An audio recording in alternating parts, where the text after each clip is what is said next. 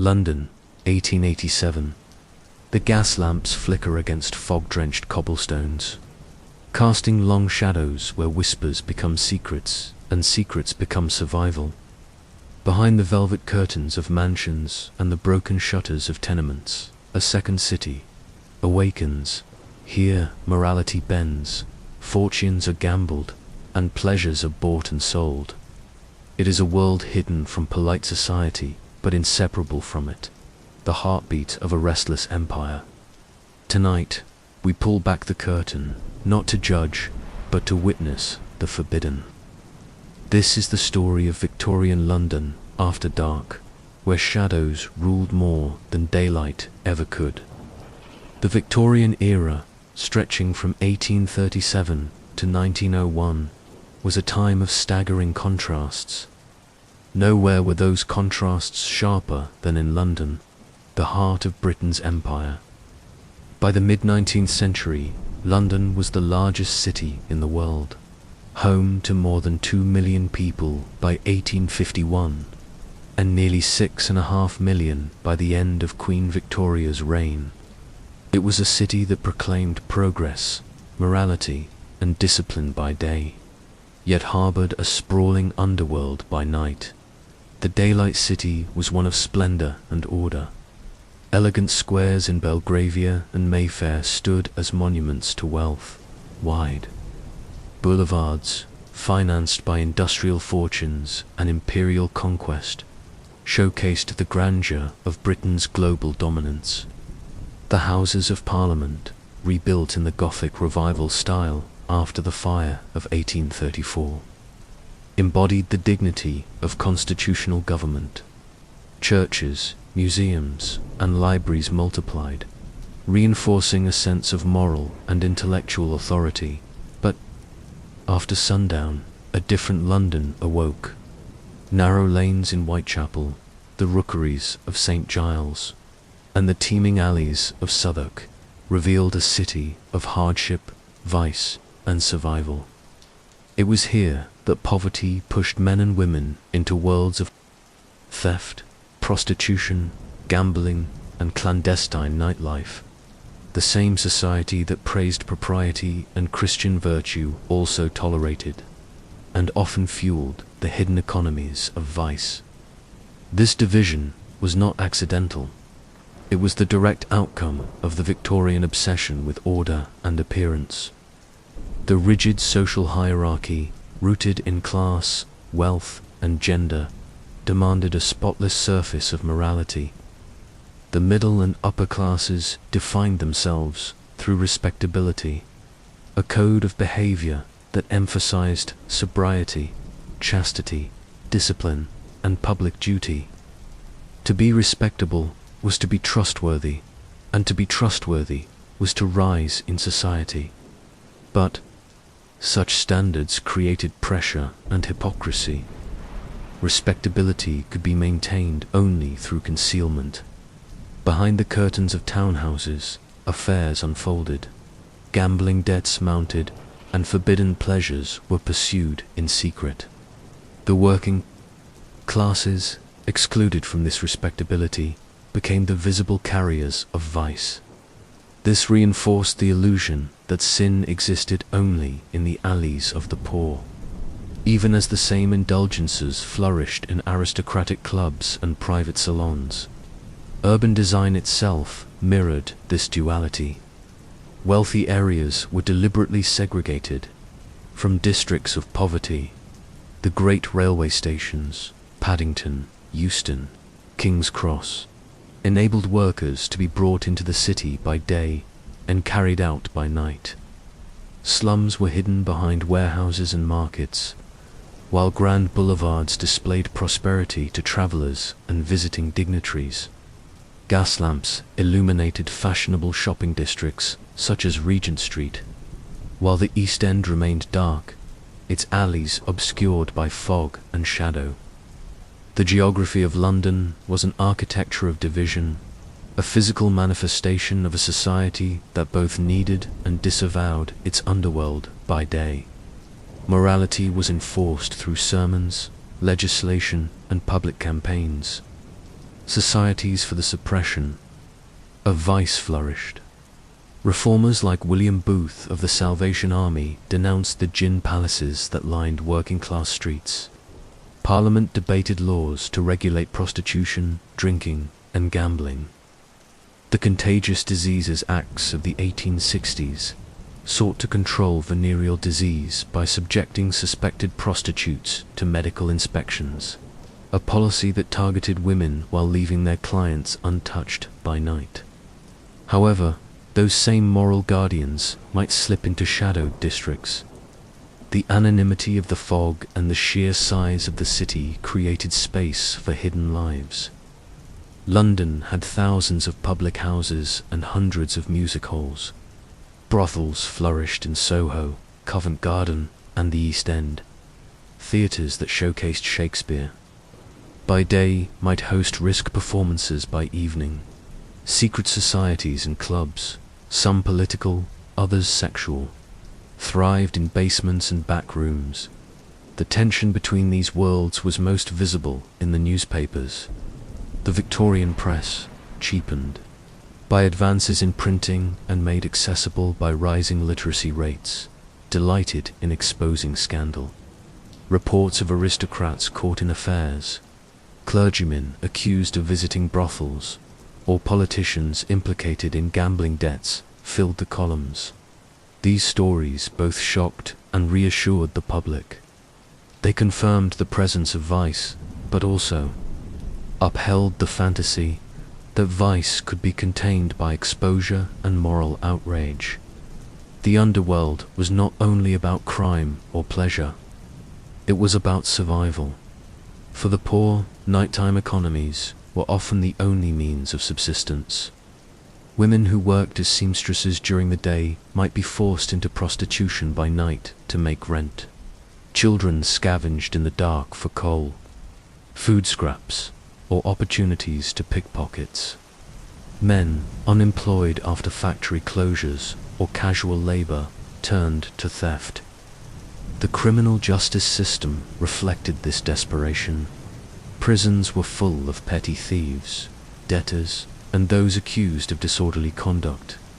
At the same time, the spectacle of poverty fascinated the wealthy, slumming the practice of upper class. Londoners visiting poor districts at night became fashionable by the 1880s. Well-dressed gentlemen and ladies would tour Whitechapel, guided by police or missionaries, to witness firsthand the conditions of the poor. These excursions blurred lines between voyeurism, philanthropy, and adventure. They also reinforced the division of the city, the poor as subjects of study, the rich as spectators. This duality was amplified by empire. London was not merely a national capital. It was the heart of a global empire stretching across continents. Goods, wealth, and people from India, Africa, the Caribbean, and China poured into the city. Exotic commodities, tea, opium, spices, silk enriched the daytime economy and the nighttime pleasures. The very empire that fueled British respectability also introduced new temptations and anxieties. Opium dens, often exaggerated in popular imagination, became symbols of foreign vice, corrupting the city's morals. The hypocrisy of the age can be traced in its treatment of sexuality. Public discourse emphasized chastity and purity, particularly for women. The image of the angel in the house, the virtuous wife and mother, dominated middle-class ideals. Yet prostitution was widespread, with tens of thousands of women estimated to be working in the trade in London alone by the mid-19th century. The same men who demanded female purity were the primary clients of brothels and streetwalkers. This contradiction was well recognized, but it was easier to criminalize and stigmatize women than to confront male desire. Even architecture embodied this moral duality. The Crystal Palace, built for the Great Exhibition of 1851, displayed the triumphs of science, industry, and empire in glass and steel. Yet just beyond its reach, in South London, gin shops and street markets thrived in the evenings, serving working-class crowds. The grand theatres of the West End presented opera and Shakespeare, but the same districts were known for clandestine brothels and all-night clubs. The built environment reflected not harmony, but tension, a constant negotiation between display and concealment. Religious leaders, reformers, and politicians attempted to bridge the divide. Missions were established in slum districts, providing food, shelter, and moral instruction. Campaigns to close down gin shops or regulate brothels sought to cleanse the city. Yet these efforts rarely addressed the root causes of poverty or vice. Instead, they reinforced the idea that morality was a matter of individual discipline rather than structural inequality. For many, nighttime London was not a choice, but an inevitability, the result of economic systems that concentrated wealth at the top while leaving millions in precarious survival. By the final decades of the 19th century, the dual lives of London had become a central theme of literature and culture. Charles Dickens, who had walked the city at night as a young journalist, depicted both the splendor and misery of London in novels like Oliver Twist and Bleak House. Later writers, such as Arthur Conan Doyle, drew upon the foggy nights and hidden crimes for the adventures of Sherlock Holmes. The Gothic imagination, haunted houses, double lives, secret sins, was not merely a genre, but a reflection of everyday reality. Respectability by day, vice by night, splendor in Mayfair, misery in Whitechapel, sermons in the morning, scandals by evening. London in the Victorian era was not a single city, but two, coexisting, colliding, and constantly shaping one another. This was the paradox that defined the empire's heart, a city that claimed to embody progress and morality, even as it relied on shadows to sustain its rhythm. The division was never fully resolved. Instead, it left a legacy that continues to shape perceptions of Victorian life. To understand the century, one must confront the dual lives of its capital. The city's grandeur cannot be separated from its darkness, just as its morality cannot be separated from its hypocrisy. This duality between respectability and vice, wealth and poverty, light and shadow is the key to understanding not only Victorian London, but the anxieties of modernity itself. When the sun dipped below the horizon in Victorian London, darkness once meant danger. For centuries, the streets of England's capital had been shrouded in shadows, with only the faint glow of tallow candles, lanterns, or moonlight to guide travellers. Crime thrived in this obscurity, and the night was a time to be feared. But during the 19th century, a technological revolution changed the city's nights forever. The spread of gaslighting transformed not only the physical appearance of London after dark, but the rhythms of life, the possibilities of work and leisure, and even the anxieties of its citizens. The story of gaslight in London begins before Queen Victoria's reign. The first experiments with coal gas illumination took place in the late 18th century. In 1807, gas lamps lit Pall Mall, making it the first street in the world illuminated by gas.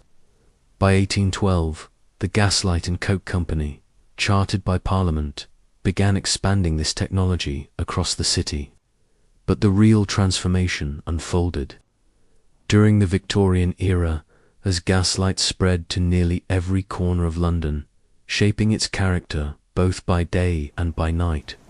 By the 1840s, London had become a city of glowing orbs after dark. Castian lampposts lined major markets, warehouses, theatres, and factories installed gas lighting, extending their hours and productivity. Even middle-class homes, once reliant on oil lamps and candles, increasingly adopted gas pipes. The technology was revolutionary, where a candle could barely illuminate a small room. A gas jet cast steady, bright light across wide spaces. For the first time in history, a modern metropolis could stay awake long after the setting of the sun. Gaslight carried profound social consequences. It altered the way Londoners experienced time. Day and night were no longer rigidly divided. Shops stayed open later. Theatre performances grew more elaborate, benefiting from powerful stage lighting.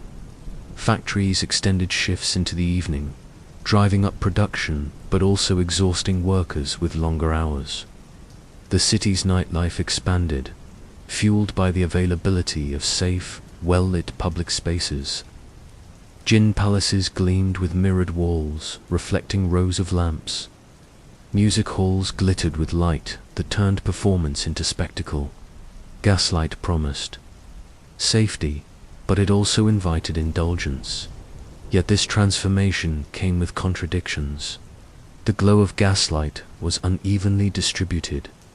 Wealthy districts, such as Regent Street and the Strand, shone brilliantly at night, their shops and entertainment venues glowing like beacons. But poorer neighborhoods remained dim, with scattered lamps casting only faint relief against the fog and grime. For many working-class Londoners, the promise of light was partial, leaving them to navigate treacherous alleys that remained as dangerous as ever. The geography of gaslight mirrored the geography of wealth. Moreover, the new technology created new dangers. Gas was manufactured from coal in vast gasworks located on the outskirts of the city, often near rivers for transportation. These plants emitted foul-smelling byproducts, tar, ammonia, and coal dust, polluting the air and water. Explosions were a constant risk, both in the works and in the city's streets, where leaky pipes could ignite catastrophically. Newspapers frequently reported incidents of poisoning from faulty installations in homes. The very substance that illuminated London also introduced hidden hazards, adding another layer of anxiety to urban life. Culturally, gaslight reshaped London's imagination. The city at night was no longer completely dark, but neither was it fully illuminated. Gas lamps cast uneven pools of light, leaving long shadows between. In fog, the lamps created halos, their glow diffused into ghostly blurs. This interplay of light and shadow defined the atmosphere of Victorian nights.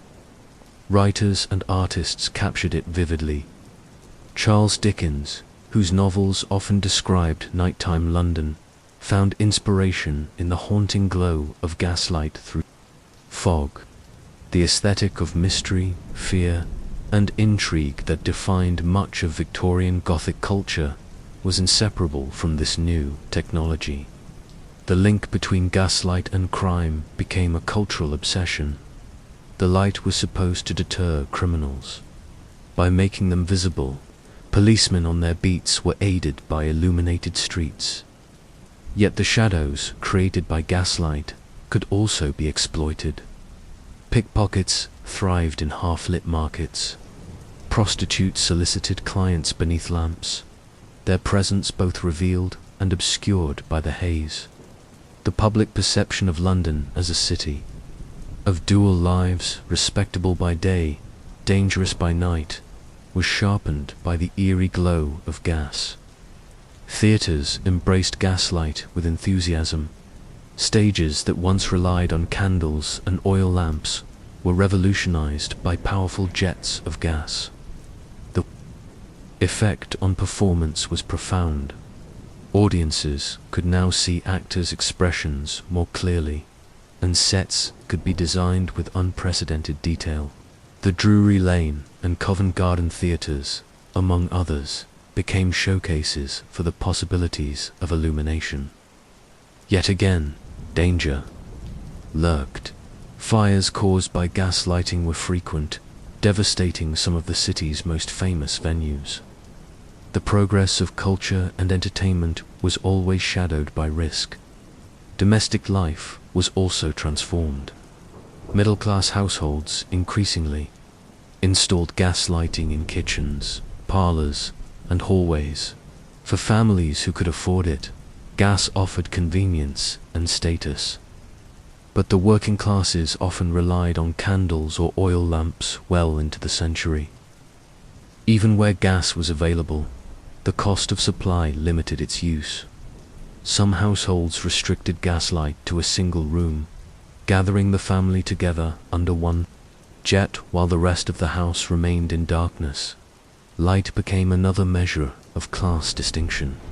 The regulation of gas became a political issue. As private companies expanded their networks, questions arose about monopoly, pricing, and safety. The government gradually introduced oversight, but tensions between profit and public welfare remained.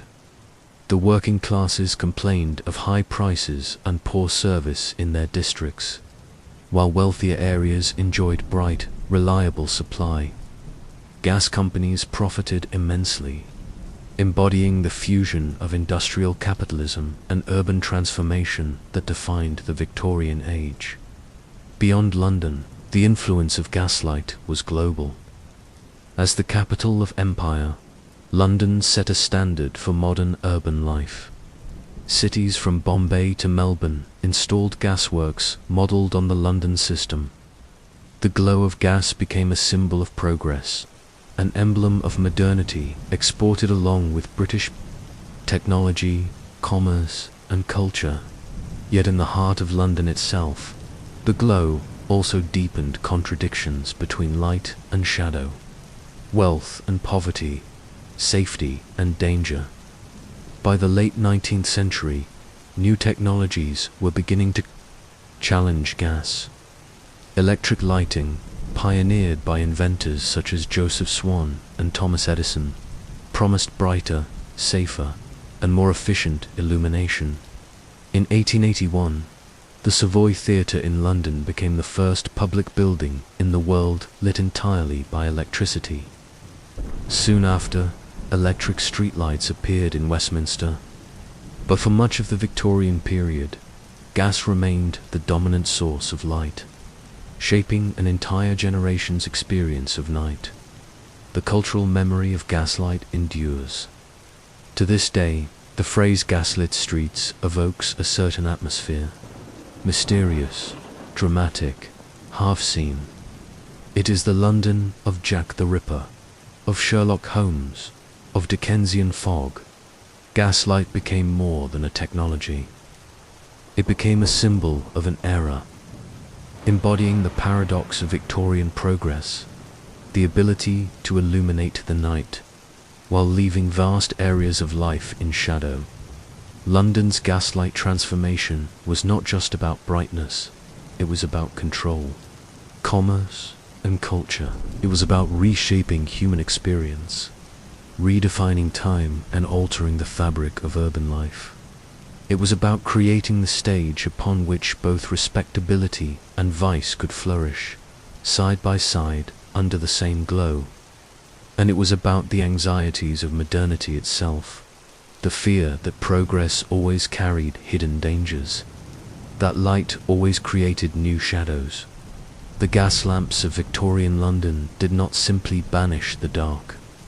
They created a new kind of night, one that was never fully secure, never fully honest, but always alive.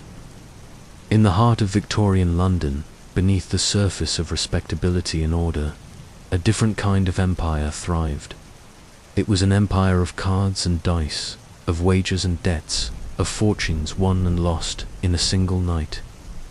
Gambling was not new to London. Dice games and betting on cockfights had been common for centuries.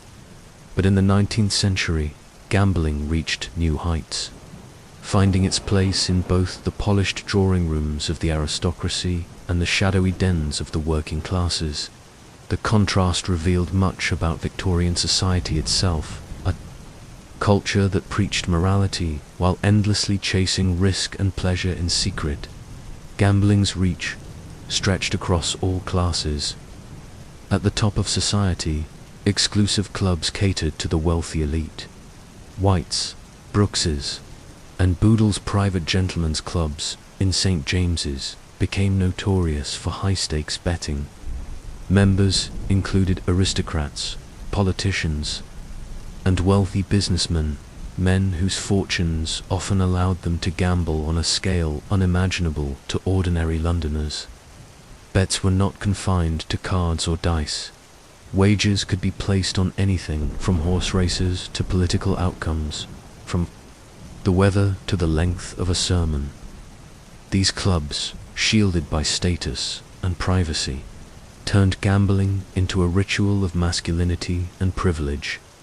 The culture of gambling among the elite was not without consequence. Stories of ruined fortunes abounded.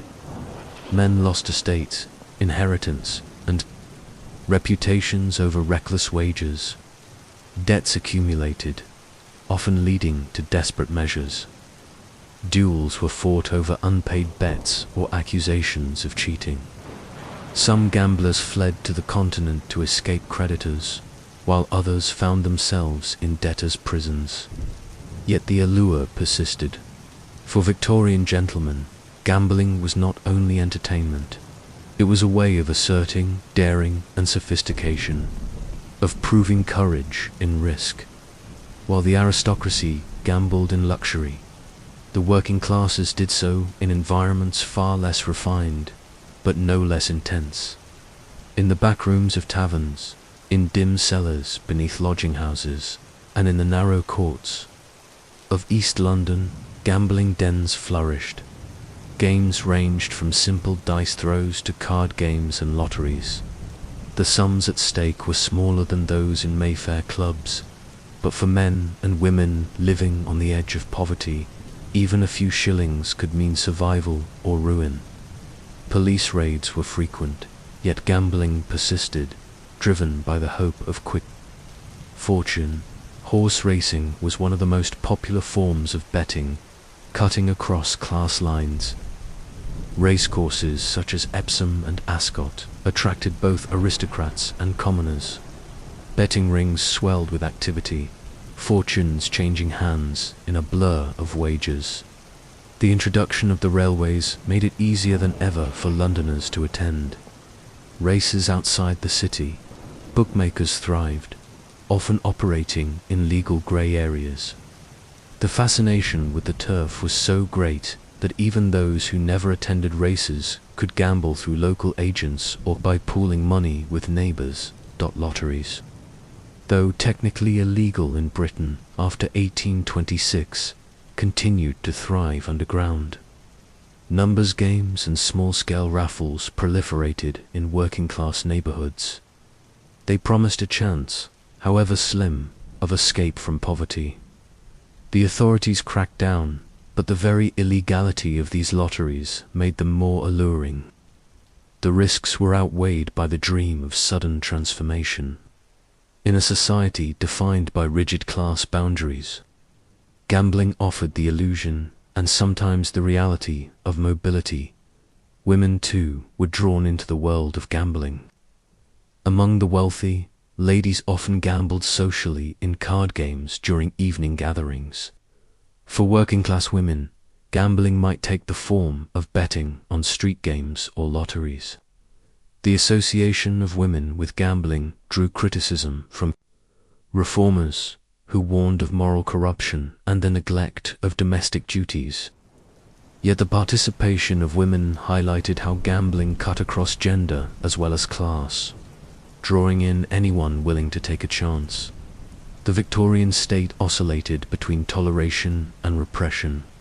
Laws such as the Betting Act of 1853 aimed to curb gambling by restricting betting houses. The act targeted public spaces where bets were placed, but enforcement was inconsistent. Bookmakers adapted quickly, finding new ways to operate. Police raids on illegal dens were frequent, yet corruption was widespread. Bribes ensured that many establishments continued to function. The cycle of regulation and evasion underscored the difficulty of suppressing a vice so deeply embedded in society. Moral reformers railed against the spread of gambling. They argued that it destroyed families, promoted idleness, and led to crime. Religious leaders denounced it as sinful, undermining discipline and respectability. The press published cautionary tales of men ruined by reckless betting, reinforcing the dangers of indulgence. Yet moral campaigns had limited effect. For many, gambling was not a luxury, but a form of hope, a small rebellion against the hardships of industrial life. At the cultural level, gambling became a symbol of risk in an age of uncertainty. The 19th century was marked by rapid industrialization, scientific discovery, and imperial expansion. Fortunes could be made and lost, not only in gaming halls, but also in commerce, railways, and colonial ventures. The speculative spirit of the age blurred the line between legitimate enterprise and reckless gambling. To many observers, the City of London's stock market was little different from a gaming table. Its investors no less addicted to risk than the gamblers of White's or Whitechapel. Literature reflected this fascination. Dickens, in The Old Curiosity Shop and other works, portrayed characters destroyed by gambling. Later writers such as George Moore and George Gissing explored the despair of working-class gambling. Even Sherlock Holmes' stories occasionally touched on the criminal underworld tied to betting. The persistence of gambling in fiction and journalism underscored its centrality to Victorian life, a temptation at once thrilling and destructive. The hidden clubs of London extended beyond gambling to other vices. Many establishments combined gaming with drinking, prostitution, or political intrigue. Some catered to specific groups, radicals, artists, or ethnic communities, blending social life with illicit activity. These clubs were places of both danger and possibility, where conventional boundaries could be crossed. For the wealthy, they offered privacy.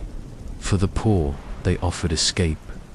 By the end of the century, gambling was firmly entrenched in British culture. Despite decades of legislation and reform, betting shops would not be fully legalized until 1961, yet their roots lay in the Victorian period. The gambling halls and hidden clubs of London revealed the contradictions of an era obsessed with discipline yet drawn to risk, an era that preached restraint but lived with addiction. The allure of gambling was never just about money. It was about the thrill of chance, the defiance of fate, the hope of transformation.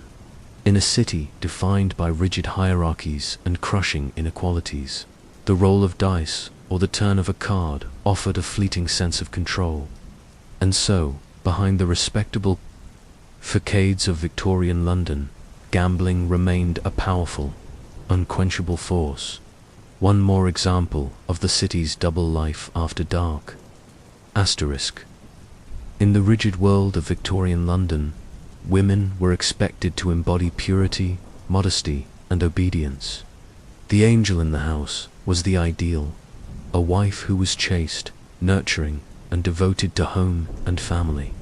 Yet behind the polished facade of respectability, thousands of women lived lives that defied, or were forced to defy, this ideal. For them, survival in a rapidly industrializing city meant entering the shadows, working in prostitution, navigating social stigma, and enduring a system that condemned their choices while relying on their existence. By the mid-19th century, prostitution was described by contemporaries as the great social evil. Estimates of the number of prostitutes in London varied, but one influential 1857 report suggested there were more than 80,000 women involved in the trade. Whether or not the figure was accurate, the scale was undeniable. Prostitution was visible across the city, from streetwalkers in the East End to high-class courtesans in the West End. From back-alley brothels to luxurious houses of assignation frequented by the wealthy. The reasons women entered prostitution were almost always economic. Industrialization had transformed the city, but it had not created secure livelihoods for women. Many worked as seamstresses, laundry women, or domestic servants, earning only a few shillings a week, wages so low they could not cover rent, food, and clothing. Illness, unemployment, or abandonment by a husband or family often forced women into desperate measures. For many, prostitution was not a choice of pleasure, but a brutal necessity, a means of survival in a city with little safety net. The divide within prostitution mirrored the class structure of Victorian society. At the top were courtesans and mistresses who lived in relative luxury. Women like Catherine Walters, known as Skittles, became famous for their beauty, fashion, and influence. They mingled with aristocrats and politicians, their relationships, often semi-public, their presence in newspapers and gossip columns a source of fascination.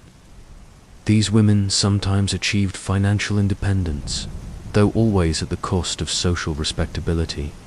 Far more numerous were the working-class prostitutes of districts like Whitechapel, Soho, and Covent Garden. They solicited clients on street corners, outside pubs, or in cheap lodging houses. Their earnings were meager, their risks immense. Violence from clients, exploitation by brothel keepers, and harassment by police were constant dangers. Diseases such as syphilis spread rapidly, untreated and often fatal. Many women lived short, precarious lives, their deaths rarely recorded with dignity. Brothels themselves varied widely. Some were discreet houses catering to middle-class men, where the environment was controlled and profits went largely to the madam.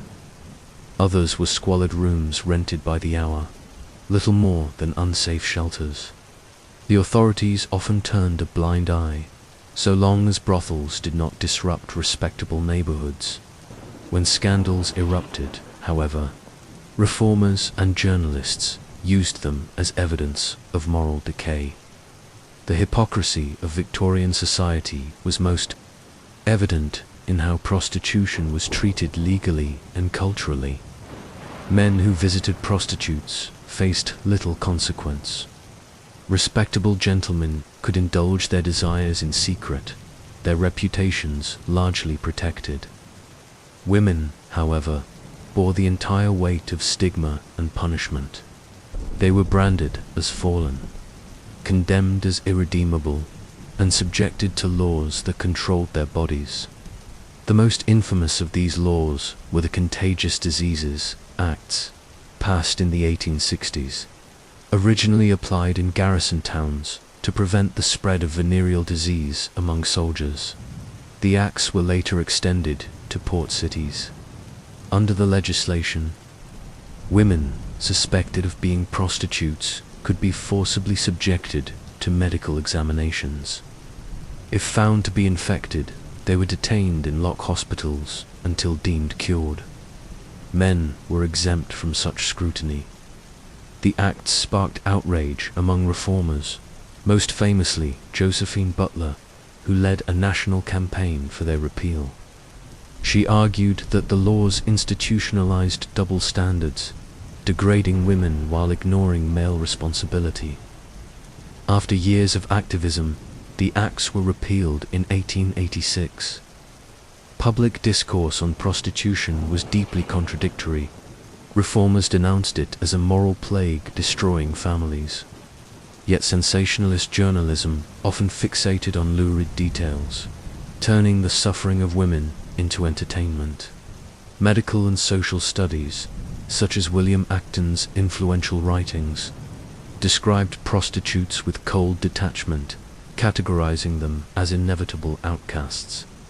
Novels and penny dreadfuls alternated between portraying prostitutes as tragic victims and as dangerous seductresses.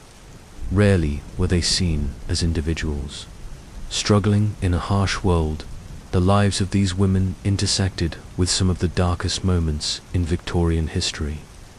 The Whitechapel murders of 1888, attributed to Jack the Ripper, targeted prostitutes in one of London's poorest districts. The killings exposed not only the vulnerability of women in the trade, but also society's indifference to their safety. Press coverage turned the women into symbols of vice, focusing more on their profession than their humanity. The crimes revealed the brutal truth. For many Victorians, the deaths of poor prostitutes were less shocking than the fact that a killer remained uncaught. Despite the stigma, women in the trade formed communities and networks of support. In lodging houses, they shared resources and information. Some worked under madams who provided relative protection, though often at the cost of control and profit. Missionary organizations and charities sought to rescue prostitutes, offering shelter, employment, and religious instruction. Institutions such as the Magdalen Homes attempted to reform women through strict discipline, though their success was limited. Many women returned to the streets, driven again by poverty. The visibility of prostitution also influenced urban planning. Streets notorious for solicitation were targeted by reformers and police. In some cases, redevelopment projects, such as the clearance of slums in Holborn and St. Giles, displaced entire communities of prostitutes, along with other poor residents. Yet these efforts rarely eliminated the trade. Instead, it shifted to new districts, adapting to the geography of the city. The persistence of prostitution underscored how deeply it was embedded in London's social and economic fabric. At the cultural level, prostitution forced Victorians to confront contradictions in their ideals of womanhood. The angel in the house was celebrated, but the reality was that thousands of women lived outside that ideal, their existence challenged. The notion that morality and respectability were natural or universal. They revealed the fragility of a system that demanded purity but created conditions of desperation.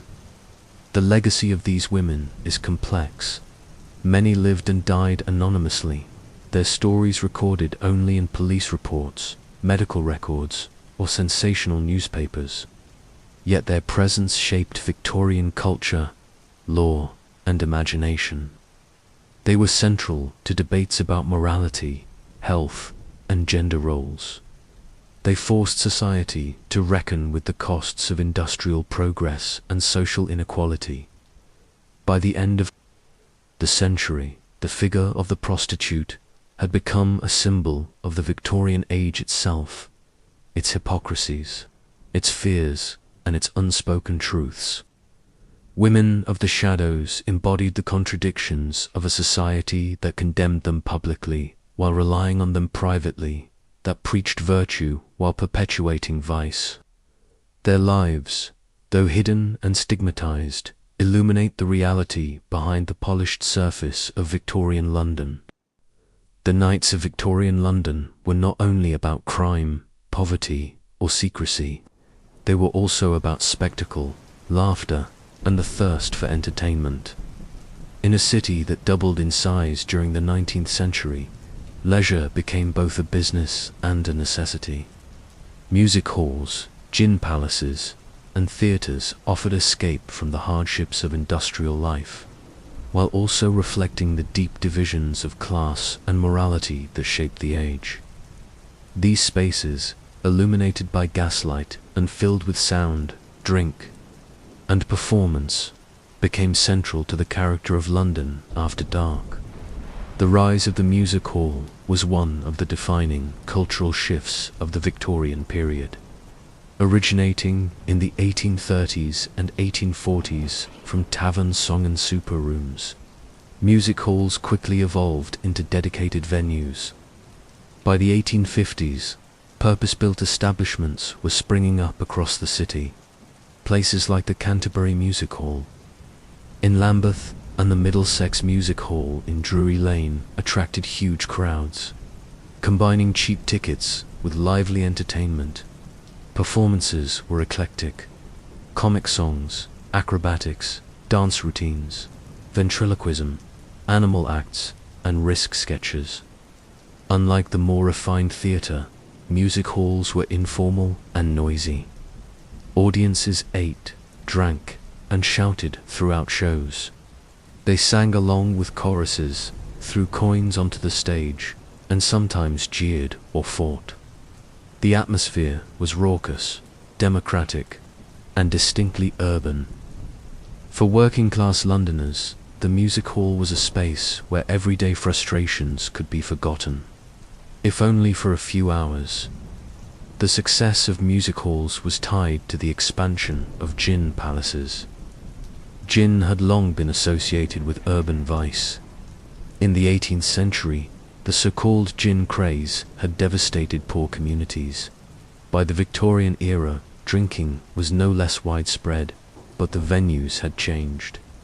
The gin palace was a product of industrial capitalism, brightly lit with gas lamps, decorated with mirrors, polished brass, and ornate glasswork.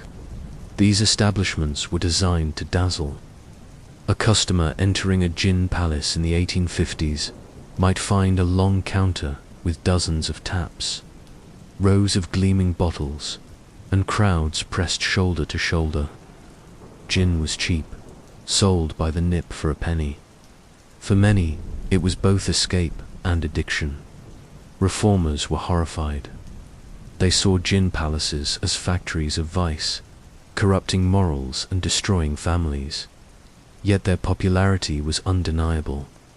By the 1860s, London had thousands of such establishments. The gin palace was not merely a drinking den. It was a symbol of urban modernity tied to the rhythms of industrial labor. Workers poured in after long shifts, women sought respite from harsh living conditions, and youths flocked to socialize. It was a communal space, if also a dangerous one. Theatres, meanwhile, underwent their own transformation. Once considered disreputable, the theatre in Victorian London gained respectability, especially in the West End. Theatres like Drury Lane, Covent Garden, and later the Savoy became centres of cultural life. Shakespearean revivals, melodramas, and grand operas drew middle and upper-class audiences. Innovations in gas and later electric lighting enhanced productions, creating dazzling stage effects. Elaborate sets transported viewers from the grime of the city to distant lands or mythical pasts. The Savoy Theatre, opened in 1881, was the first public building in the world lit entirely by electricity. Its productions of Gilbert and Sullivan, operettas symbolized the new age of theatrical spectacle. Audiences flocked to see shows like the Mikado or HMS Pinafore, enjoying not only the music and humor, but also the novelty of brilliant, safe lighting. The theater was no longer merely entertainment. It was an embodiment of progress. Yet even in theaters, the dual life of London was evident. The grand auditoriums of the West End catered to the wealthy, with private boxes and elegant foyers. In contrast, smaller theaters and penny gaffs offered cheap melodrama to working-class crowds. Some productions catered openly to popular taste, with sensational plots of murder, betrayal, and supernatural terror. Others, especially in the East End, doubled as meeting places for radicals, blending politics with performance. The boundaries between respectability and vice were porous. Many music halls and gin palaces employed female performers whose acts pushed the boundaries of Victorian modesty. Songs with double meanings, suggestive dances, and flamboyant costumes drew criticism from moral reformers who feared such performances encouraged immorality. Yet these same acts brought fame to stars like Marie Lloyd, known for her cheeky humor and songs that both entertained and scandalized. She became a symbol of working-class culture, beloved by audiences but disdained by guardians of respectability. The authorities oscillated between tolerating and regulating these venues. Licensing laws restricted opening hours and performances. Police raids were common in poorer districts. Reform campaigns called for stricter controls, especially on music. Halls where drinking and performance mixed freely. Theatres, too, were subject to censorship. The Lord Chamberlain's office reviewed scripts, banning plays deemed politically dangerous or morally offensive. Yet regulation rarely diminished demand. Entertainment was too deeply woven into the fabric of urban life. The spaces of leisure also reinforced gender divides. Men dominated the public drinking culture of gin palaces and music halls, though women were present as barmaids, performers, or patrons. Respectable women risked reputational damage if seen in such places, but working-class women frequented them openly. For some, the music hall offered rare opportunities for economic independence. Successful female performers could earn substantial incomes, though often at the cost of constant scrutiny. For many Victorians, these nighttime venues symbolized both the vitality and the dangers of modern London. They represented freedom, pleasure, and the triumph of popular culture, but also moral decline and the erosion of traditional values. Reformers like Charles Booth, whose social surveys mapped poverty in London, often linked leisure spaces to the struggles of the poor. To him and others, music halls and gin palaces were symptoms of inequality, offering temporary escape but perpetuating hardship. Literature and journalism captured these contradictions. Henry Mayhew's London Labour and the London Poor described the crowded interiors of gin shops with sociological detail. Journalists for the Illustrated London News depicted the bright facades of music halls. Meanwhile, novels warned of the dangers of excessive drinking or frivolous entertainment. These depictions reflected a society both fascinated and unsettled by its own appetite for spectacle.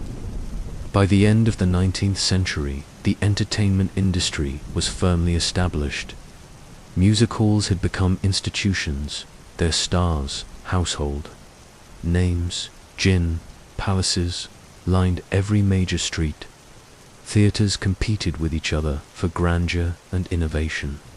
Together, they shaped the cultural identity of London, making the city not only a hub of empire and industry, but also a capital of leisure and performance. Yet their legacy was not merely entertainment. These venues embodied the tensions of Victorian life between wealth and poverty, respectability and indulgence, tradition and modernity. They revealed how ordinary people sought escape from relentless labor and harsh conditions, how the city itself became a stage upon which both pleasure and vice played out. Music halls, gin palaces, and theatres were not just diversions.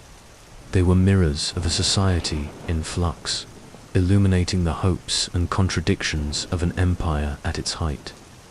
As the gas lamps flickered across London's main thoroughfares, casting pools of light into the night, entire neighbourhoods remained cloaked in shadows. It was in these shadows that another London thrived, a world of pickpockets, burglars, fencers, and swindlers. This was the thieves' kingdom, a sprawling network of crime that the Victorians alternately feared, romanticized, and tried to suppress. For centuries, London had been notorious for its criminal underworld. The rookeries, overcrowded slum districts such as St. Giles, Saffron Hill, and later Whitechapel, provided both refuge and opportunity for thieves. Narrow alleys, maze-like courts, and crumbling tenements created labyrinths where strangers could vanish and police dared not enter without reinforcements. In these districts, poverty bred desperation, and desperation bred crime. The rapid growth of the city during the 19th century magnified the problem. Pickpocketing was perhaps the most visible crime. Crowded markets, theaters, and public gatherings provided ideal hunting grounds. Thieves worked in teams, distracting victims while accomplices slipped purses or watches from pockets. Children were often recruited into these gangs. Henry Mayhew, the social investigator, described in his London Labour and the London Poor how young boys learned the trade from older criminals, practicing on dummies before venturing into the streets. For many children of the slums, theft was not merely a temptation but a necessity, the only means of survival in a city that offered them few alternatives. Burglary, too, flourished. The contrast between rich and poor made London a city of opportunity for housebreakers. Wealthy homes, filled with silver, jewelry, and cash, were tempting targets. Burglars developed sophisticated methods, from skeleton keys to scaling drain pipes. Newspapers often reported daring break-ins, fueling public fascination with the gentleman thief. Yet for most burglars, the reality was far from glamorous. Caught thieves faced harsh punishments, long prison sentences, transportation to Australia or the gallows in earlier decades. Theft did not operate in isolation. A network of receivers or fencers bought stolen goods and resold them through pawnbrokers or black markets. Entire districts were known for the trade in stolen property. Saffron Hill, depicted in Dickens's Oliver Twist as the haunt of Fagin and his pickpockets, was notorious for its concentration of fences. This ecosystem of crime was resilient, adapting to police crackdowns and feeding on the constant flow of goods through the city. Swindling and fraud expanded alongside street theft. Confidence tricksters preyed on London's growing middle class, exploiting naivety and greed. Fake lotteries, bogus charities, and forged banknotes circulated widely. The rise of the stock market and joint stock companies created new opportunities for fraudsters to promise investment schemes that collapsed overnight.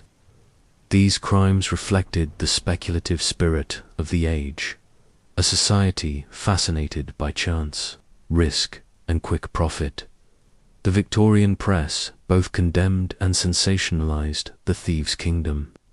Papers reported on crimes with lurid detail, describing thieves' daring exploits and their eventual capture. Illustrated newspapers depicted trials at the Old Bailey, turning criminals into public spectacles. Some figures became folk legends, admired for their cunning even as they were prosecuted. The line between fascination and fear was thin. Londoners consumed stories of crime as avidly as they feared being its victims. Policing the underworld was a constant challenge. The Metropolitan Police, established in 1829, expanded steadily during the Victorian period. Uniformed constables patrolled the streets, but their ability to penetrate rookeries was limited. Detectives, later formalized in the detective branch, and eventually Scotland Yard's Criminal Investigation Department, relied on informants and surveillance to track criminals. Yet the police themselves were often mistrusted, accused of corruption or brutality. The relationship between the force and the poor was fraught. with many slum dwellers viewing police not as protectors but as enemies. Punishment was intended not only to deter crime but also to demonstrate authority. Trials at the Old Bailey were public events with transcripts widely circulated. Convicted thieves were sent to prisons such as Newgate, Pentonville, or Millbank. Conditions were harsh, shaped by a philosophy of discipline and reform. Solitary confinement, hard labor, and religious instruction were central to the regime. Transportation to penal colonies in Australia, common earlier in the century, was phased out by the 1860s, but its legacy lingered in families torn apart by exile. For those who escaped conviction, life in the thieves' kingdom was precarious. Many lived from day to day, their earnings barely covering lodging and food. The constant threat of betrayal, arrest, or violence hung over them. Yet the underworld also had its codes of loyalty and community. Criminal gangs operated in tight circles, bound by trust and necessity. The solidarity of thieves, though fragile, offered some protection in a hostile city. The connection between poverty and crime was undeniable. Surveys such as Charles Booth's Maps of London Poverty highlighted the overlap between slum districts and criminal activity. Reformers argued that crime was as much a product of social conditions as personal vice. Charities, missions, and ragged schools sought to divert children from the streets, offering education and shelter. Yet structural inequalities persisted, ensuring that the thieves' kingdom endured.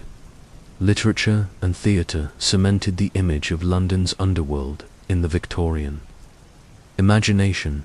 Dickens's Fagin became the archetype of the criminal mastermind, though based partly on real figures. Penny dreadfuls, cheap serial publications, glorified highwaymen and burglars, thrilling readers with tales of outlaws. Theatres staged melodramas featuring desperate thieves, corrupt fencers, and heroic policemen. These depictions blurred reality and fiction, shaping how Victorians understood their city. The legacy of the thieves' kingdom extended beyond entertainment. It influenced debates about morality, class, and the nature of justice. Was crime a product of individual weakness, or of a society that abandoned its poorest? Could prisons reform, or did they merely harden criminals? These questions haunted Victorian policymakers, revealing anxieties about the stability of a rapidly changing city by the close of the 19th century. The thieves' kingdom had not vanished. New police methods, better lighting, and urban redevelopment reduced some opportunities for crime, but they also displaced it. Criminal networks adapted, shifting focus to new forms of fraud and organized crime. The myths of the underworld, shadowy alleys, daring thieves, and corrupt markets became enduring symbols of London itself. The thieves' kingdom was not a single place, but an ecosystem, a reflection of poverty, inequality, and resilience. It was a world that existed in tension with respectability, sustaining itself in the shadows even as London proclaimed itself the capital of progress and empire. For Victorians, it was both a warning and a fascination, a reminder that beneath the gaslit streets and polished facades, another city always thrived. In the early 19th century, London was a city of immense wealth and crushing poverty, of imperial power and local disorder. It was also a city that struggled to control its own streets. Before the reign of Queen Victoria, policing the capital was a responsibility of parish constables, watchmen, and a patchwork of local authorities. These men were often poorly paid, part-time, and easily corrupted. The city's rapid growth, swelling past 2 million inhabitants by the 1850s, exposed the inadequacy of this system. Crime thrived after dark, when drunken crowds, pickpockets, and gangs dominated poorly lit streets. Middle-class reformers and politicians demanded order, fearing that unchecked crime threatened not only individual safety, but also the stability of the empire's capital. Out of this fear came the Metropolitan Police, established in 1829 by Home Secretary Sir Robert Peel, whose name gave rise to the enduring nicknames Bobbies and Peel. The Metropolitan Police was intended to be a revolutionary institution. It was the first centrally organized, professional force in Britain, designed to patrol and prevent crime rather than merely react to it. Peel's guiding principles declared that the legitimacy of the police depended on public approval and that officers were to act as citizens in uniform rather than soldiers enforcing state power. But these lofty ideals did not guarantee public acceptance. In its earliest years, the force faced hostility from Londoners who saw it as an unwelcome innovation. Critics accused Pele of creating a military-style gendarmerie similar to those of continental Europe, and feared that it would become an instrument of government oppression. Early constables were mocked in the streets, pelted with rubbish, and sometimes assaulted by crowds. Several were even killed on duty during the 1830s. Too many working-class Londoners. The new police represented not protection, but surveillance and interference. Despite this hostility, the sight of uniformed constables soon became a familiar feature of London's nights. Dressed in dark blue coats and tall helmets, they patrolled their assigned beats with truncheons and rattles, later replaced by whistles, as their only tools of authority. Their task was simple in design but immense in practice: to walk miles of streets every night, providing a visible deterrent to crime. The presence of policemen under the glow of gas lamps reassured some residents but unsettled others. To the middle classes, they were guardians of order. To street sellers, drinkers, and prostitutes, they were often an obstruction to livelihood. Arrests for drunkenness, disorderly conduct, and loitering filled magistrates' courts, further straining relations between police and the urban poor. The challenges of policing the night were enormous. Officers endured long, monotonous shifts, patrolling in freezing rain or dense fog, often for little pay. They were expected to remain sober and disciplined at all times. But dismissal for drunkenness or misconduct was common, and turnover in the early decades was high. Yet gradually, as officers became more professional and their numbers grew, their presence helped establish a new rhythm of urban life. By the mid-19th century, the Metropolitan Police had become a permanent fixture of London's nights, their lanterns and whistles marking the boundaries of order in a city otherwise teeming with shadows. Crime, however, was evolving. Street patrols could deter petty theft and drunken brawls, but organized gangs, fraudsters, and burglars required different methods. In 1842, the detective branch was created at Scotland Yard, employing plainclothes officers to investigate more serious crimes.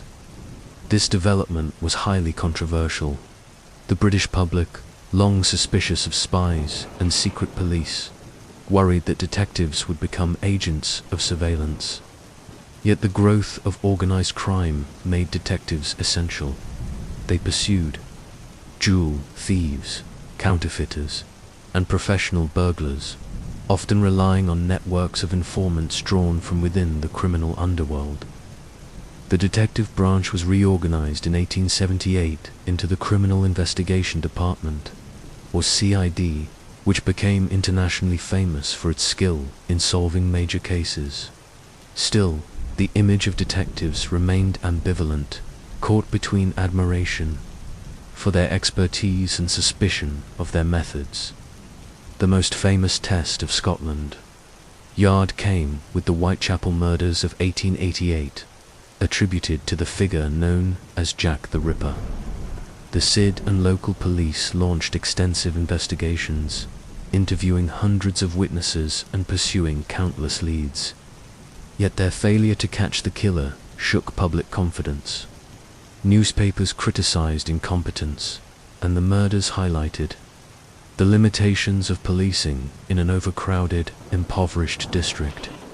The case demonstrated how public perception of the police could swing between trust and outrage, depending on their ability to deliver results in moments of crisis. The relationship between police and working class London remained tense throughout the century. Many of the laws they enforced disproportionately targeted the poor.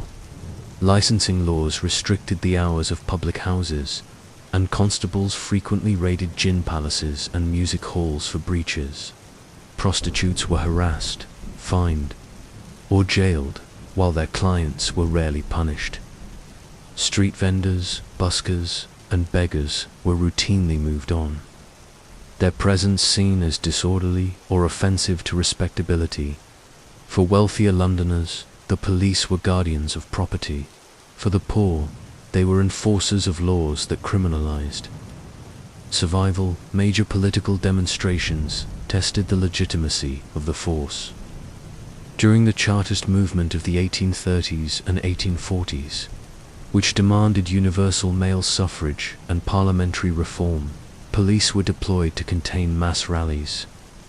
In the 1880s, amid economic depression, the unemployed marched through central London, culminating in violent clashes in Trafalgar Square.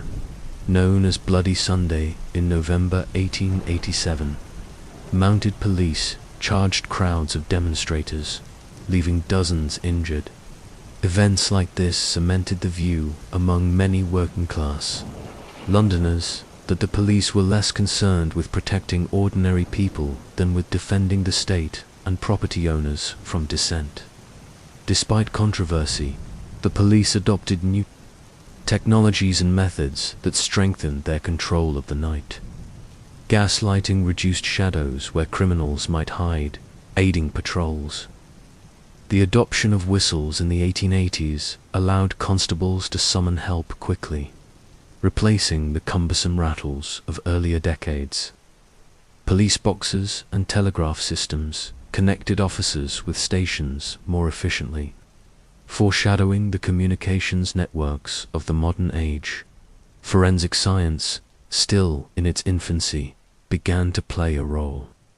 Fingerprinting would only be introduced widely in the early 20th century.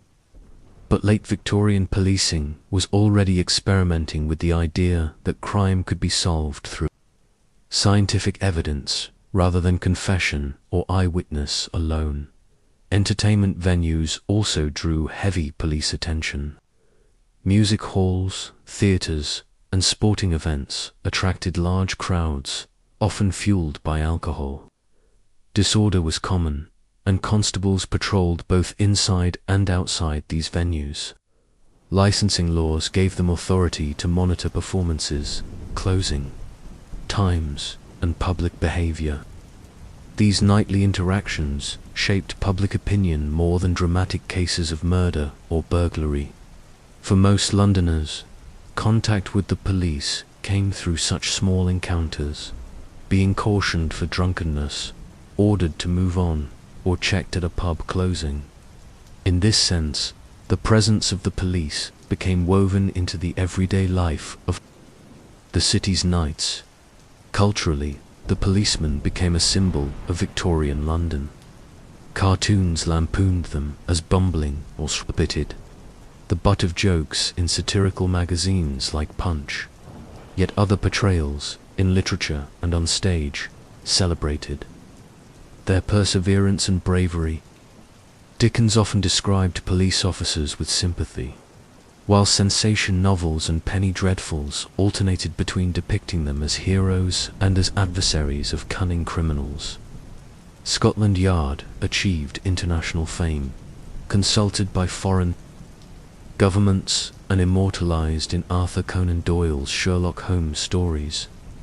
Holmes, often critical of official detectives, nonetheless reinforced the image of London as a city where crime and investigation were inseparable. By the end of the century, the police had become an established part of London life, respected by some, resented by others, but impossible to ignore. They had professionalized law enforcement, creating a model emulated by cities across the world. They reduced certain forms of crime, though petty theft and poverty-driven offenses persisted. They made the night safer for the middle and upper classes, though often at the expense of working-class communities whose behaviors were criminalized. Above all, they reshaped the relationship between citizens and authority, ensuring that order was no longer maintained by volunteers or vigilantes, but by a permanent, uniformed force. The attempt to police the night left a lasting mark on London. Gaslit streets patrolled by constables replaced the chaos of earlier decades, but shadows remained. The thieves' kingdom adapted, crime evolved, and the poor continued to view the police with suspicion. Yet the idea that the state bore responsibility for safety was firmly established. By the dawn of the 20th century, to walk through London after dark was to know that the gaze of authority was never far away, that whistles and truncheons patrolled the same streets where vice and survival had long thrived. For better or worse, the policing of the night had become inseparable from the identity of Victorian London. As the 19th century progressed, the East End of London became the most infamous district of the city. It was a place of poverty, overcrowding, and disease. But it was also a place where the imagination of Victorian society fixed its darkest fears. Among the alleys of Whitechapel and Limehouse, the word opium came to symbolize everything threatening about foreign influence, addiction, and vice. The image of the opium den, a smoky room where men and women lay insensible, surrounded by exotic trappings, became one of the most enduring myths of Victorian London. Yet behind the sensational stories lay a more complex reality, shaped by empire, trade, and cultural anxiety. Opium itself was not foreign to Britain. The drug, derived from the poppy plant and processed into laudanum, had been widely used in medicine for centuries. Physicians prescribed it for pain, sleeplessness, and even childhood ailments. By the mid-19th century, laudanum mixed with alcohol was a common household remedy, sold openly in chemists' shops without prescription. Writers like Thomas de Quincey made opium famous through his Confessions of an English Opium Eater in 1821, in which he described both the pleasures and torments of addiction. Respectable families consumed it daily, often without acknowledging its dangers. What distinguished the East End opium den from this respectable use was not the substance itself, but the setting, the method of consumption, and above all, the cultural associations attached to it. The dens were linked closely to Britain's imperial connections with China. The 19th century was the era of the Opium Wars, fought between Britain and China in 1839 to 1842, and again in 1856 to 1860. Britain, through the East India Company, exported Indian-grown opium to China in vast quantities, creating widespread addiction and social disruption there. When the Chinese government attempted to suppress the trade, Britain responded with military force, compelling China to accept opium imports under unequal treaties. These conflicts left a lasting legacy of resentment in China and deepened British anxieties about their own moral complicity. At home, the presence of Chinese sailors, traders, and small immigrant communities in London brought opium culture into direct contact with the metropolis. By the 1860s, small numbers of Chinese seamen had settled in Limehouse, near the docks of East London. Boarding houses, shops, and laundries served this community. Within this environment, opium smoking, a traditional Chinese practice, took root. Pipes, lamps, and prepared opium were imported or improvised locally. Visitors described dimly lit rooms where Chinese sailors and some English clients reclined on wooden bunks, inhaling the sweet, heavy smoke. These dens were usually modest, little more than back rooms of lodging houses. But in the popular imagination they became sinister lairs, where innocence was corrupted and races mixed in dangerous ways. The British press played a decisive role in constructing the mythology of the opium den. Newspapers and magazines published sensational accounts, often exaggerating both the scale and the depravity of the practice. Illustrations showed shadowy interiors filled with stupefied figures, their faces twisted in ecstasy or despair.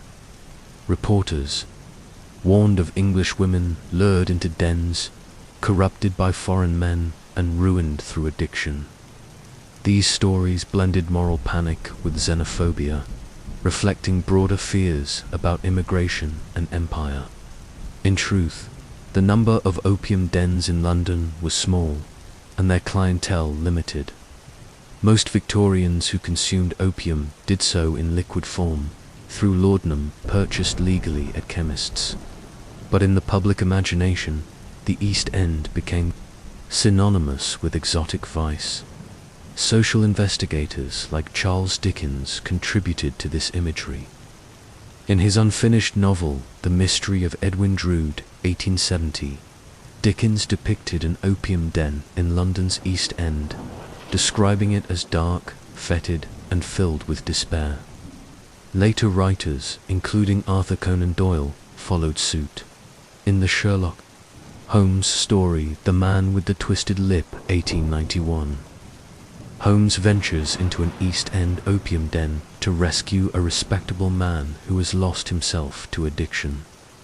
These fictional portrayals reinforced the stereotype of the opium den as a place where social boundaries dissolved, where the respectable and the criminal mingled, and where the foreign intruded into the heart of London. The reality was more nuanced. Most dens were frequented by Chinese sailors who sought comfort in familiar practices while far from home. A smaller number of English clients, often from the working class, joined them. Addiction was real, but it was not the epidemic portrayed in the press. Nevertheless, reformers seized on the issue as evidence of moral decline. Missionary societies and charities established programs in the East End to rescue addicts and convert Chinese immigrants to Christianity. These efforts combined humanitarian concern with cultural prejudice, viewing Chinese traditions as inherently corrupting. Law enforcement also took an interest, though the legal framework was weak. Opium was not illegal in Victorian Britain. It was sold freely and taxed as a legitimate commodity. What authorities targeted were the dens themselves, seen as centers of disorder and vice. Police raids disrupted some establishments, and magistrates fined or jailed landlords for keeping disorderly houses. Yet prosecutions were rare, and dens continued to operate in small numbers throughout the century. It was not until the early 20th century, with new international treaties and growing concern about drugs, that significant restrictions were imposed on opium use, that the fascination with opium dens was not solely about drugs. They became symbols of broader cultural anxieties. Victorian society prided itself on discipline, self-control, and moral superiority. The vision of men and women surrendering themselves to stupefying smoke represented the opposite: weakness, indulgence, and loss of will. Moreover, The association with Chinese culture made opium dens a focus of racial fear. They embodied the Victorian anxiety that empire, while enriching Britain, also brought contamination. The dens became metaphors for the dangers of contact with the other, a fear heightened by immigration, interracial relationships, and the visibility of non-European communities in London at the same time. There was a voyeuristic fascination. Middle and upper-class Londoners sometimes ventured into the East End on slumming tours, guided by police or journalists. They visited lodging houses, gin palaces, and occasionally opium dens, treating the poverty and vice of the poor as a spectacle. These tours reinforced social divisions, with the East End portrayed as a foreign land within the city itself. The opium den, with its strange smells, foreign patrons, and aura of danger, became a highlight of this urban tourism. It was a place where respectability could flirt with transgression. Before returning safely home, the legacy of the opium dens extended beyond their modest scale. They influenced cultural memory, literature, and the development of Britain's drug policies. In the public mind, they were proof that addiction was not merely a medical condition, but a moral and racial threat. They contributed to the construction of the East End as a space of fear, mystery, and crime, paving the way for the panic surrounding the Whitechapel murders in 1888. They also shaped debates about the responsibilities of empire, as critics pointed out the hypocrisy of a nation that fought wars to force opium into China, while condemning its presence in London. By the end of the Victorian era, the opium den had become less a reality than a symbol. Its image lingered in novels, plays, and newspaper stories long after its actual presence had diminished. For many Victorians, it captured the contradictions of their age. A society that proclaimed moral discipline yet consumed drugs in vast quantities. An empire that exported vice abroad while condemning it at home. A city that prided itself on progress while fearing its own shadows. The opium dens of East London were small, smoky rooms hidden in the alleys of Limehouse and Whitechapel. But in the Victorian imagination, they loomed large. They were places where empire and metropolis collided, where cultural boundaries blurred, and where the anxieties of a society obsessed with morality and order found their most exotic expression. They remind us that the darkness of Victorian London was not only about crime or poverty, but also about fear of the foreign, fear of addiction, and fear of losing control in a world changing faster than anyone could contain. Victorian London was a city of rigid hierarchies, where class defined identity, opportunity, and morality. At the top of this social pyramid stood the aristocracy, the landed families, peers, and titled elites whose wealth and power dominated politics, culture, and society. In public, there were symbols of discipline, refinement, and respectability, upholding the values that Victorians claimed as the foundation of their empire. Yet behind the heavy doors of their townhouses in Belgravia and Mayfair, and in the private chambers of country estates, another world existed, one of indulgence, scandal, and secrecy. The aristocracy, while preaching virtue to the rest of society, often lived by a different code after dark. Their secrets reveal the double life, not only of individuals, but of an entire class, one that shaped the Victorian age while concealing its contradictions. Publicly, the aristocracy embodied propriety. They presided over Parliament, held positions in the army and navy, and attended court functions with the Queen. Their families were displayed in illustrated magazines, their daughters presented at debutante balls, their estates described in glowing terms in newspapers. Marriages were arranged to consolidate wealth and power. Charity events demonstrated their benevolence, and their religious devotion was often emphasized as a model for the nation. This image of stability and respectability was carefully cultivated, for the aristocracy depended on public trust to maintain its political dominance at a time when industrialists and the middle classes were rising in influence. Yet the same wealth that allowed them to embody respectability also enabled indulgence. Gambling was a favorite pastime of aristocratic men, often carried out in the exclusive gentlemen's clubs of St. James's. Fortunes were lost and won in a single night. Jewels had declined, but scandals over debts and cheating still shook reputations.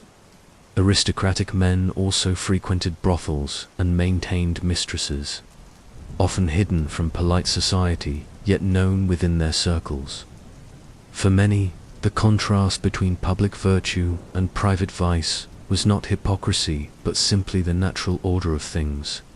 One face for society, another for the shadows. Scandals punctured this facade regularly, and the press relished every revelation.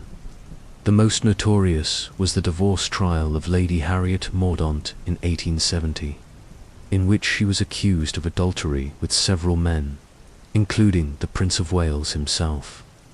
Though the prince was never formally implicated, the trial revealed the double standards of aristocratic life. Women who strayed faced ruin, confined to asylums or exiled from society, while men could indulge with relative impunity. The case became a national sensation, exposing the fragility of the image of aristocratic respectability. Sexuality was a constant undercurrent in these scandals. The aristocracy was deeply invested in presenting the family as the foundation of moral order, yet private lives often deviated sharply. Mistresses, courtesans, and prostitutes served aristocratic men, while marriages were often loveless arrangements for money or status. Homosexuality, criminalized under laws such as the Labouchere Amendment of 1885, was particularly scandalous when it surfaced among the elite. The most famous case was the trial of Oscar Wilde in 1895, though Wilde himself was not aristocracy, but had close ties to aristocratic circles. His downfall revealed the dangers of exposure in a society that demanded conformity in public while tolerating, even thriving on secret indulgences behind closed doors.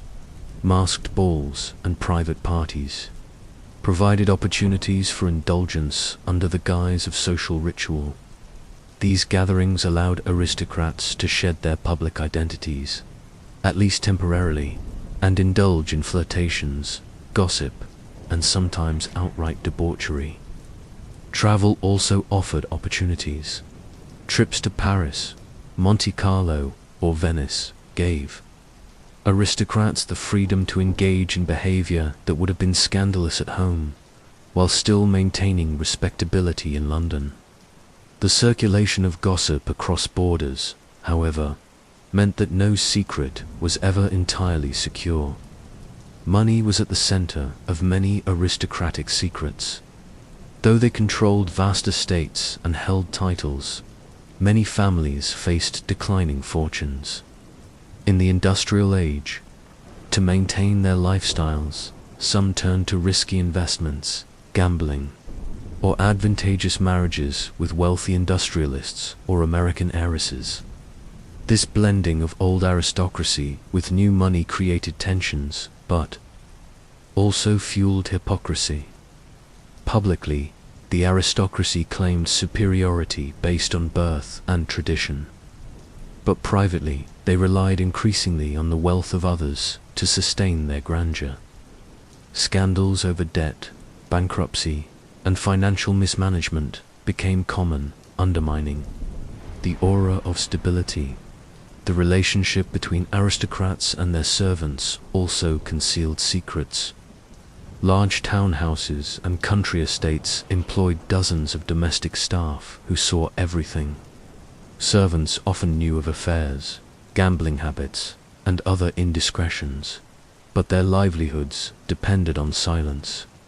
Occasionally, however, secrets leaked. Through gossip or sensational court cases, when servants were called to testify. The proximity of service created an undercurrent of tension, for the aristocracy depended on discretion but could never entirely control the knowledge held by those who worked for them. Literature reflected both the fascination and the criticism of aristocratic secrets. Novelists such as Anthony Trollope, in works like Phineas Finn and The Way We Live Now, depicted the blend of politics, money, and scandal that characterized elite life. Sensation novels by writers like Wilkie Collins emphasized the hidden sins of the wealthy, portraying country estates as sites of intrigue and corruption. These stories resonated with the public because they mirrored real scandals, feeding the sense that beneath the polished surface of Victorian respectability lay hypocrisy and indulgence. The press played a decisive role in exposing aristocratic secrets. The expansion of cheap newspapers and illustrated magazines in the late 19th century made scandal profitable. Stories of affairs, divorce trials, or gambling debts sold thousands of copies. The Prince of Wales himself was drawn into several minor scandals, including his association with brothels and gambling clubs, which newspapers reported with a mixture of deference and insinuation. The very visibility of the aristocracy, once a source of authority, became a liability in a society increasingly fascinated by celebrity and gossip. The hypocrisy of the aristocracy was most stark in their treatment of morality. They supported laws and institutions that punished the poor for behavior they themselves indulged in secretly. Prostitutes were arrested and stigmatized, yet aristocratic men were among their clients. The poor were condemned for drunkenness, yet aristocratic. Balls flowed with wine and champagne. Working-class gamblers were raided and fined, yet aristocrats lost thousands at their clubs without consequence. These double standards were not lost on critics, who used them to argue for reform and to challenge the aristocracy's moral authority. Despite these scandals, the aristocracy maintained its dominance throughout much of the Victorian era. Their secrets were damaging but rarely fatal to the system itself. Individual reputations might fall, but the class as a whole preserved its power through wealth, land, and tradition. What changed was the perception of the public. By the end of the century, the aristocracy was increasingly seen as decadent, hypocritical, and out of step with a society that valued industry, professionalism, and middle-class morality. The exposure of their secrets eroded the aura of superiority that had long shielded them from criticism. The world of aristocratic secrets reveals the broader contradictions of Victorian society. It was an age that prized respectability but tolerated indulgence, that punished the poor while excusing the wealthy, that demanded appearances of virtue while thriving on gossip about vice. The aristocracy embodied these contradictions more than any other group, living lives that were both admired and resented, public and private, respectable and scandalous. Their secrets, hidden behind the curtains of Mayfair drawing rooms or whispered about in club lounges, were part of the fabric of Victorian London, not an aberration, but a central feature of its culture. By the dawn of the 20th century, the aristocracy's secrets no longer shocked in the same way. Scandals continued, but the decline of aristocratic dominance made them less central to national life. Yet the memory of their hidden indulgences, their double standards, and their contradictions remained. To understand Victorian London, one must understand not only its poverty, its crime, and its reformers, but also the lives of those at the top. Lives lived in luxury, shadowed by secrets, and defined by a constant negotiation between respectability and desire. Victorian London was a city of contradictions, a place of grandeur and empire, but also of darkness and dread. No fear gripped its people more powerfully than the fear of murder. The city's rapid expansion, its labyrinth of alleys and courts, and its persistent fog created the perfect conditions for both crime and the imagination of crime. Murder was not only a grim reality, but also a cultural obsession. Newspapers, novels, and public debates all magnified it into a symbol of the dangers that lurked in the shadows of the capital. The statistics themselves were sobering. London, with a population climbing past 6 million by the end of the century, was never free from violent death. Police records documented hundreds of homicides across the Victorian era, ranging from domestic quarrels that turned fatal to sensational public killings, yet murder occupied a place in the public mind far greater than its actual frequency. This was because it symbolized the breakdown of order in a society obsessed with stability, respectability, and control. The idea that one could be struck down in the fog, a victim of some faceless assailant, haunted the Victorian imagination. The geography of murder was tied closely to the East End. Districts such as Whitechapel and Spitalfields were notorious for poverty, overcrowding, and vice, and therefore they became associated with danger. Narrow lanes, poorly lit courts, and teeming lodging houses provided anonymity for killers and fear for residents. The very landscape seemed to conspire with crime, offering both concealment and escape. Middle-class Londoners, venturing into these districts on slumming tours, returned with tales of menace, reinforcing the idea that the East End was a breeding ground for violence. Yet murder was not confined to the poor. Wealthy neighborhoods, too, witnessed domestic killings and high-profile scandals, reminding Victorians that violence respected no class boundaries. Newspapers transformed individual murders into public dramas. With the rise of the cheap press in the mid-19th century, even the most obscure killing could become a sensation. Headlines shouted of horrid murder in Whitechapel or brutal outrage in Holborn. Journalists reported every detail, from the weapon used to the expressions on the victim's face.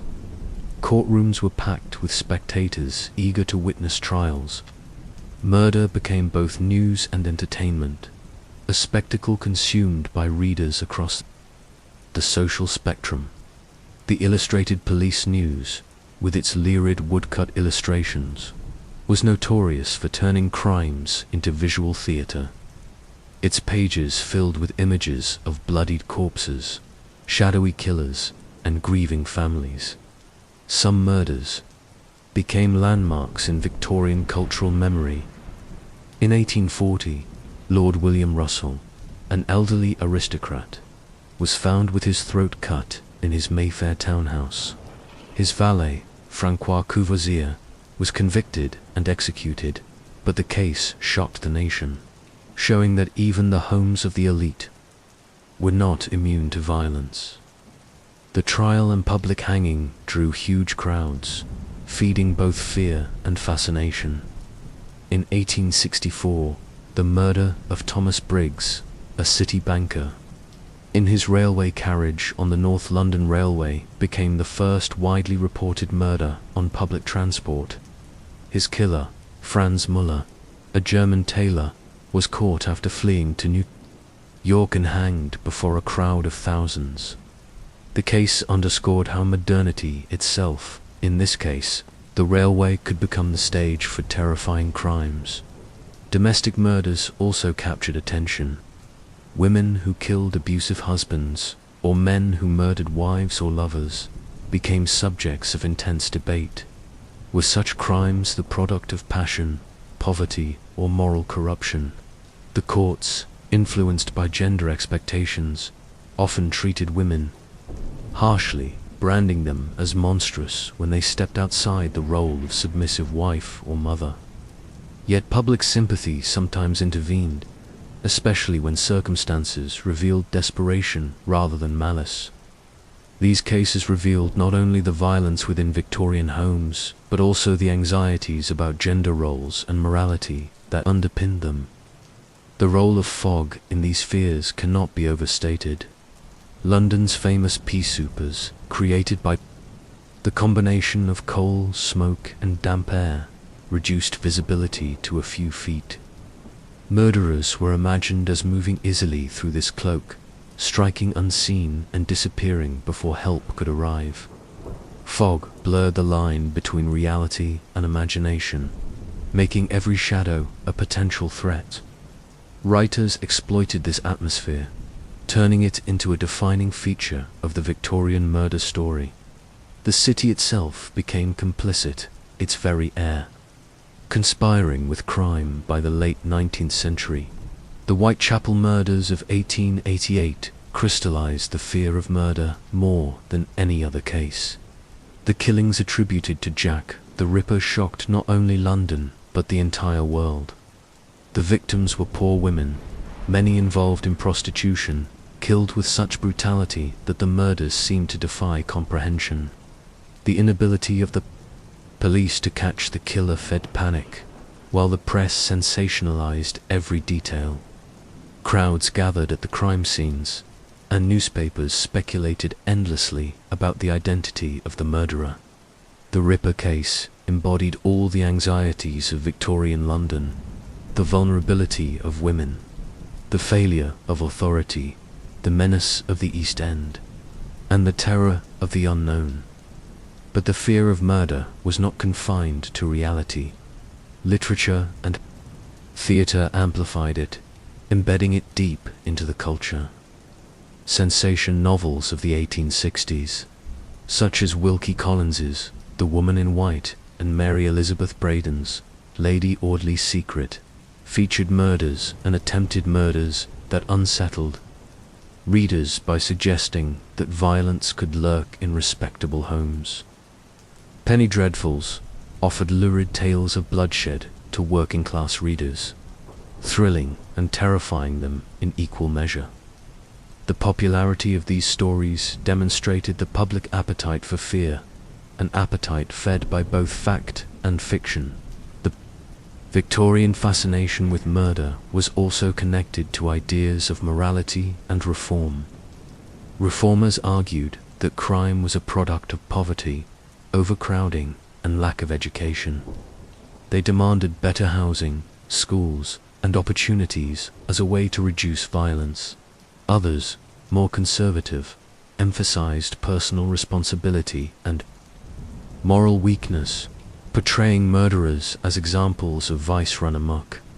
Public hangings, abolished in 1868, had been intended as both punishment and deterrent, but their spectacle often resembled theatre, with thousands attending as if to a festival. Even after executions moved inside prison walls, their reporting maintained a ritualistic role, reinforcing the message that crime led to ultimate punishment. The fear of murder also shaped urban development. The push for better street lighting, improved policing, and slum clearance was justified not only on grounds of health and order, but also of safety. The redesign of streets, the expansion of the Metropolitan Police, and the regulation of lodging houses all reflected the belief that the city itself could either enable or prevent violence. In this sense, the fear of murder was not only cultural, but also political, driving tangible changes to the physical and institutional landscape of London. By the close of the Victorian era, murder had become one of the defining obsessions of the age. It symbolized everything that was fragile in a society obsessed with control. The unpredictability of human passion, the vulnerability of individuals in a crowded city, the failures of authority, and the ever-present threat of disorder. The foggy streets of London, patrolled by policemen yet haunted by shadows, became a metaphor for this tension. A city striving for order, but always shadowed by fear. Murder in Victorian London was never just an act of violence. It was a cultural phenomenon magnified by the press, dramatized in fiction, and embedded in public debate. It revealed the contradictions of an age that prized morality but consumed sensational stories of vice, that trusted in progress but feared its own shadows, that sought stability but was endlessly fascinated by the spectre of death in the fog. In the autumn of 1888, the heart of London was gripped by a wave of terror that has never faded from memory. The East End, already notorious for poverty and crime, became the stage for a series of brutal murders that shocked the Victorian world and continue to haunt the imagination today. The killer, who came to be known as Jack the Ripper, murdered at least 5 women in Whitechapel, though some argue the number was higher. The crimes were savage, the victims vulnerable, and the city unprepared for the hysteria that followed.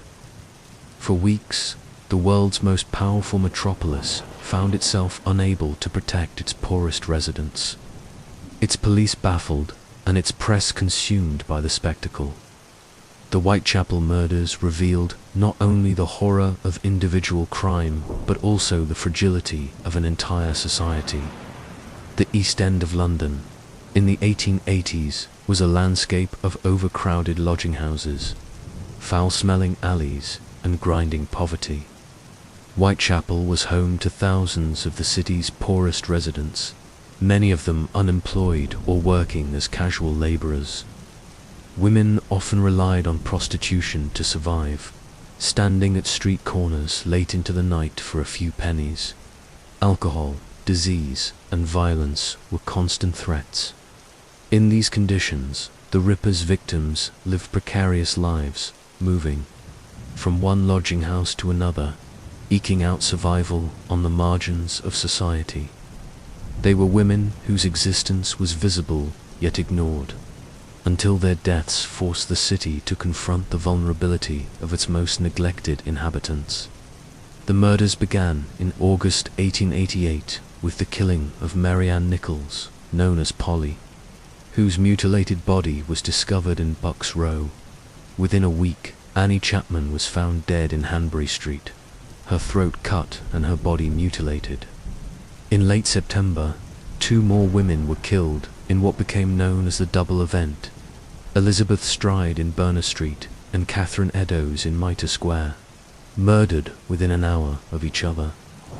Finally, in November, Mary Jane Kelly was killed in her room in Miller's Court, her body so savagely mutilated that it horrified even seasoned police officers.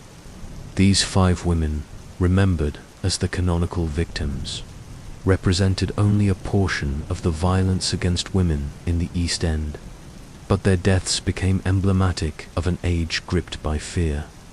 The brutality of the crimes magnified their impact.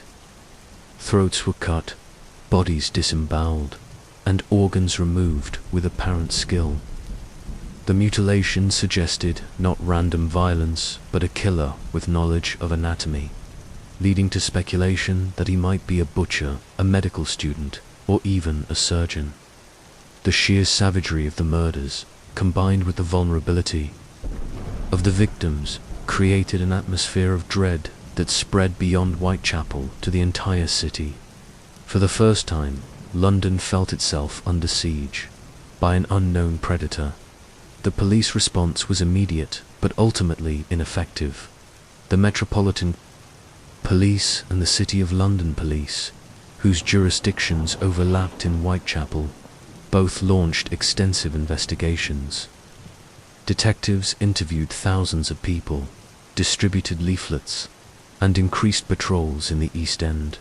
Hundreds of suspects were questioned, from local labourers to foreign immigrants, but no one was ever charged.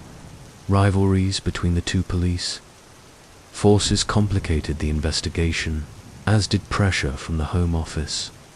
The lack of forensic science at the time, no fingerprinting, no DNA analysis, left investigators reliant on eyewitness accounts and circumstantial evidence, neither of which led to a solution. Public frustration mounted as the murders continued. Crowds gathered at crime scenes, jostling to see the bodies removed, while newspapers published every rumor and theory. The press played a decisive role in shaping the hysteria. Sensational headlines, lurid illustrations, and speculative stories sold thousands of copies. Letters purporting to be from the killer flooded newspaper offices and police stations. One, signed Jack the Ripper, gave the murderer his enduring name, though whether the letter was authentic remains uncertain. The figure of Jack the Ripper was as much a creation of the press as of the killer himself, a blend of fact and fiction that fueled terror across the city. The murders also exposed deep social tensions. Many Londoners blamed immigrants, particularly Jewish residents of the East End, for the crimes, and anti-Semitic attacks flared in the wake of the killings. Others accused the police of incompetence, corruption, or indifference to the lives of poor women. The case highlighted the stark divide between the wealthy West End and the impoverished East End. To middle and upper-class readers, the murders seemed to confirm their fears about the dangers of slum life, reinforcing stereotypes of the East End as a breeding ground of vice and violence. To reformers, the murders underscored the urgent need to address poverty, housing, and women's vulnerability. Speculation about the killer's identity consumed the public. Suspects included local butchers, foreign sailors, deranged lunatics, and even members of the aristocracy. The idea that a gentleman might be responsible captured the imagination, embodying fears of hidden corruption among the elite. Others pointed to medical professionals. Given the apparent anatomical knowledge, theories proliferated endlessly, but none were proven. The mystery itself became part of the fascination, ensuring that the case would never be forgotten. The victims themselves were often lost in the hysteria. Newspapers frequently emphasized their poverty and prostitution, describing them as unfortunates whose lives had already marked them as fallen. Their humanity was obscured by sensationalism, their deaths used as symbols rather than tragedies. Yet in recent decades, historians have sought to restore their individuality. Polly Nichols, a woman separated from her husband and struggling with alcoholism. Annie Chapman, living in lodging houses after her marriage collapsed. Elizabeth Stride, a Swedish immigrant with a history of hardship. Catherine Edos, known for her singing voice despite her destitution. And Mary Jane Kelly, younger than the others, whose life remains partly mysterious. Their stories reveal the precarious existence of poor women in Victorian London who lived under constant threat from poverty, disease, and violence even before the Ripper struck. The murders reverberated far beyond Whitechapel. International newspapers reported them in detail, making Jack the Ripper one of the first global media sensations. The case influenced literature, inspiring Gothic tales and detective fiction that drew on its atmosphere of fear. Arthur Conan Doyle's Sherlock Holmes stories, though not directly based on the case, reflected the fascination with criminal investigation and the mystery of the unknown killer. Penny dreadfuls and stage melodramas dramatized the crimes, turning them into popular entertainment. The line between horror and spectacle blurred, as the murders became a form of theatre for a society both terrified and enthralled. The legacy of the Ripper case lies not only in its mystery, but in what it revealed about Victorian society. It exposed the vulnerability of women in the poorest districts, the limits of policing, and the power of the press to shape public fear. It revealed the hypocrisy of a society that consumed lurid details of murdered women while ignoring the poverty and desperation that had shaped their lives. It also demonstrated how murder could become more than a crime. It could become a cultural phenomenon, a mirror for society's deepest anxieties. By the end of 1888, the murders abruptly ceased, at least in their known form. The killer vanished into history, never identified, leaving the mystery unsolved. Yet the terror endured. The name Jack the Ripper became a permanent symbol, invoked in discussions of crime, mystery, and fear for generations. The foggy alleys of Whitechapel, once merely poor and dangerous, became permanently associated with horror. The theatre of terror that unfolded in London during those months was unlike anything before. It combined the brutal reality of murder with the amplification of the press, the spectacle of public fear, and the mystery of the unknown. Jack the Ripper was not merely a killer. He was a cultural creation, born out of Victorian anxieties about gender, class, and order. His crimes left scars, not only on the bodies of his victims, but on the psyche of a city that had long prided itself on control. In the end, the greatest legacy of the Ripper was not the murders themselves, but the reminder that beneath the glow of gas lamps and the facade of respectability, London's nights were still ruled by shadows. Victorian London was a city governed by strict codes of morality, with laws, religion, and social custom all reinforcing rigid norms about family and sexuality. Marriage between a man and a woman was considered the foundation of society, and deviations from that model were condemned as immoral, criminal, or pathological. Yet beneath this surface of respectability, men and women whose desires did not fit within those boundaries forged their own hidden lives. Queer love, whether between men, between women, or in forms that defied conventional categories, existed in the shadows, at once visible to those who sought it and concealed from a society that refused to accept it. In the tension between secrecy and survival, repression and resilience, lies one of the most complex stories of the Victorian era. Male homosexuality in Britain had long been criminalized under sodomy laws. The Offences Against the Person Act of 1861 made buggery punishable by imprisonment, replacing the death penalty but leaving the stigma intact. In 1885, the Labouchere Amendment added a new offence of gross indecency between men, criminalizing even consensual acts in private and vastly expanding the scope of persecution. These laws made queer men vulnerable to blackmail, police entrapment, and social ruin. The most famous victim of these laws was Oscar Wilde, whose trial and imprisonment in 1895 exposed the hypocrisy and cruelty of Victorian morality. Yet Wilde was only the most visible case. Countless others endured silent suffering, hidden relationships, or exile abroad. Despite the threat of the law, networks of queer men found ways to meet. Certain public spaces, such as parks, urinals, and alleyways, became known meeting places, policed but never entirely suppressed. The East End, with its anonymity and transience, offered some cover, while in the West End, theatres and clubs provided discreet opportunities for connection. The subculture had its own codes, signals, and slang, allowing men to identify each other in a hostile environment. Diaries, letters, and court records reveal that love Desire and companionship flourished, even if they had to remain hidden.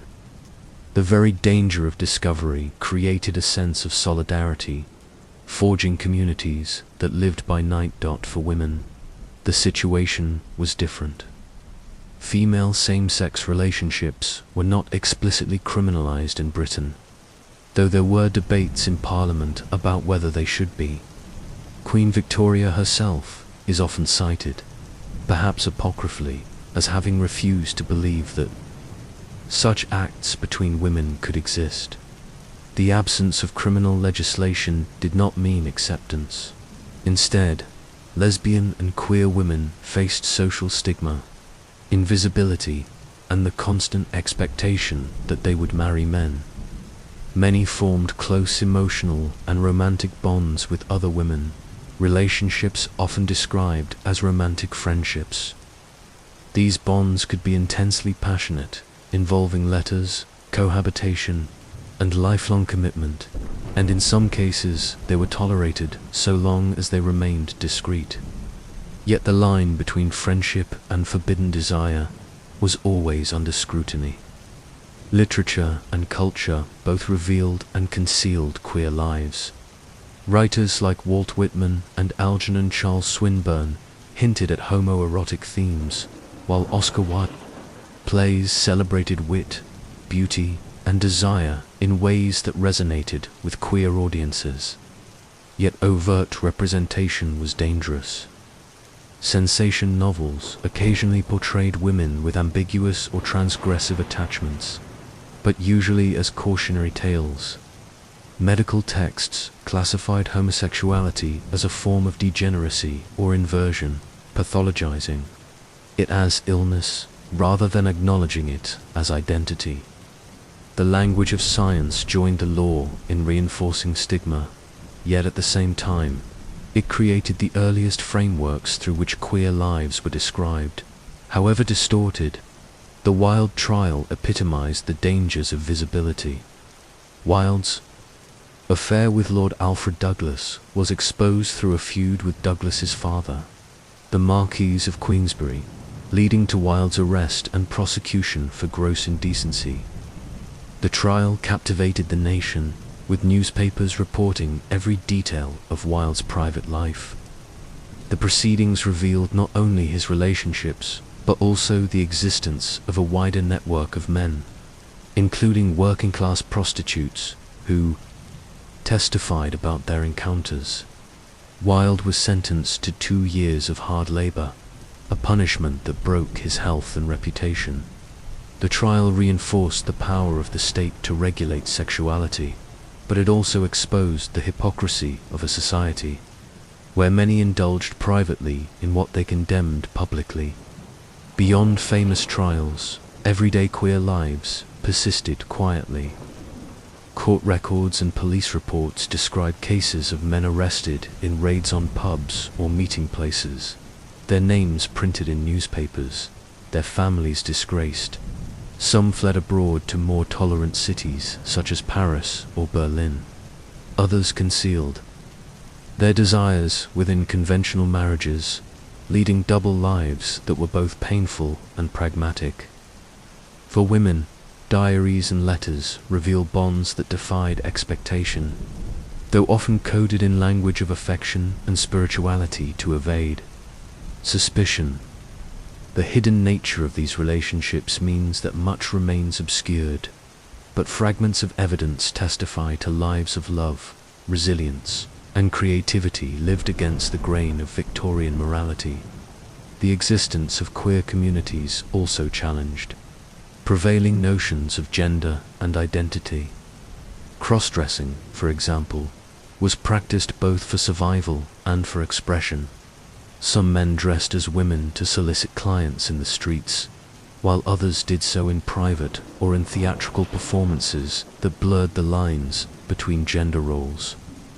Women sometimes dressed as men to gain independence, to work, or to pursue relationships. Such practices attracted both fascination and condemnation, often sensationalized in the press as evidence of moral decline. Yet they also testified to the fluidity of gender and desire, even in an age that sought to fix them in rigid categories. The policing of queer life was not limited to criminal courts. Respectability was a powerful weapon. Reputations could be destroyed by gossip, suspicion, or innuendo. Blackmail was common, particularly after the Labouchere Amendment made virtually any intimacy between men a potential crime. Men with means paid hush money to avoid exposure. Those without suffered. Public disgrace. For women, discovery of a same-sex relationship could lead to social ostracism, loss of livelihood, or confinement in asylums under claims of hysteria or madness.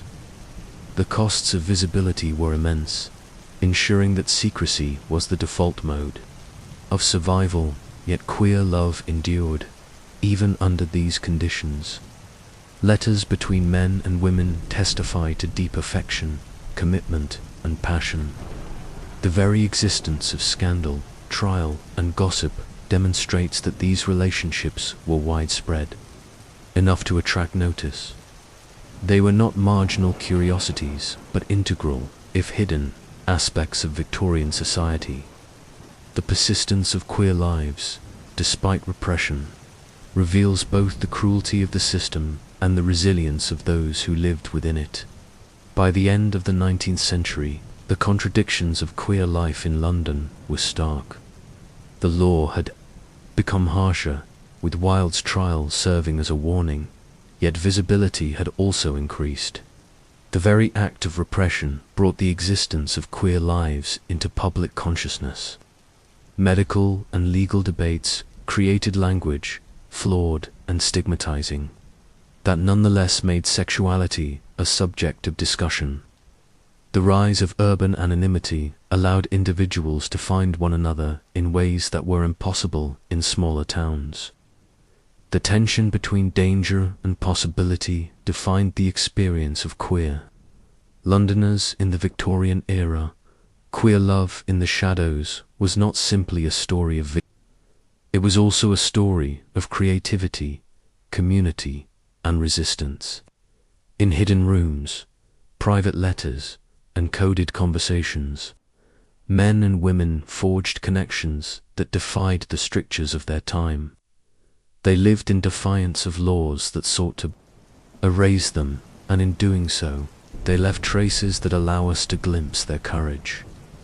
Their stories remind us that even in an age defined by repression, love and desire could not be extinguished, only driven underground. The shadows of Victorian London concealed many lives, but within those shadows, resilience and connection endured. Victorian London was not merely a city of actions, but of anxieties, not only a city of visible crime, but also of theories about why crime and vice existed at all. As the capital of the largest empire in the world, London prided itself on being a center of progress, morality, and order. Yet its nights teemed with prostitution, gambling, drunkenness, and theft. Reformers, journalists, doctors, and philosophers tried to explain these contradictions, and in doing so, they created a body of thought that sought to understand the psychology of vice. Their theories reflected not only their observations of the poor and the criminal, but also their fears about society itself, fears about degeneration, morality, and the fragile line between respectability and ruin.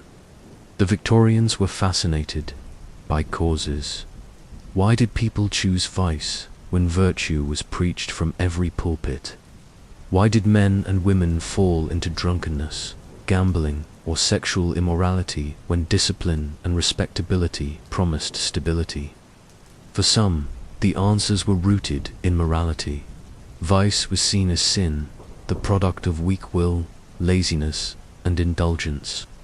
Sermons thundered against the dangers of alcohol, prostitution, and idleness, urging self-control as the highest virtue. Religious reformers emphasized salvation through repentance, presenting vice as a spiritual failing rather than a social or economic one. In their eyes, poverty was no excuse. Virtue could and must be preserved, no matter the circumstances. Others turned to science, medicine, and emerging fields of psychology to explain vice. The 19th century was an age of classification, of categorizing human behavior and attempting to reduce it to patterns.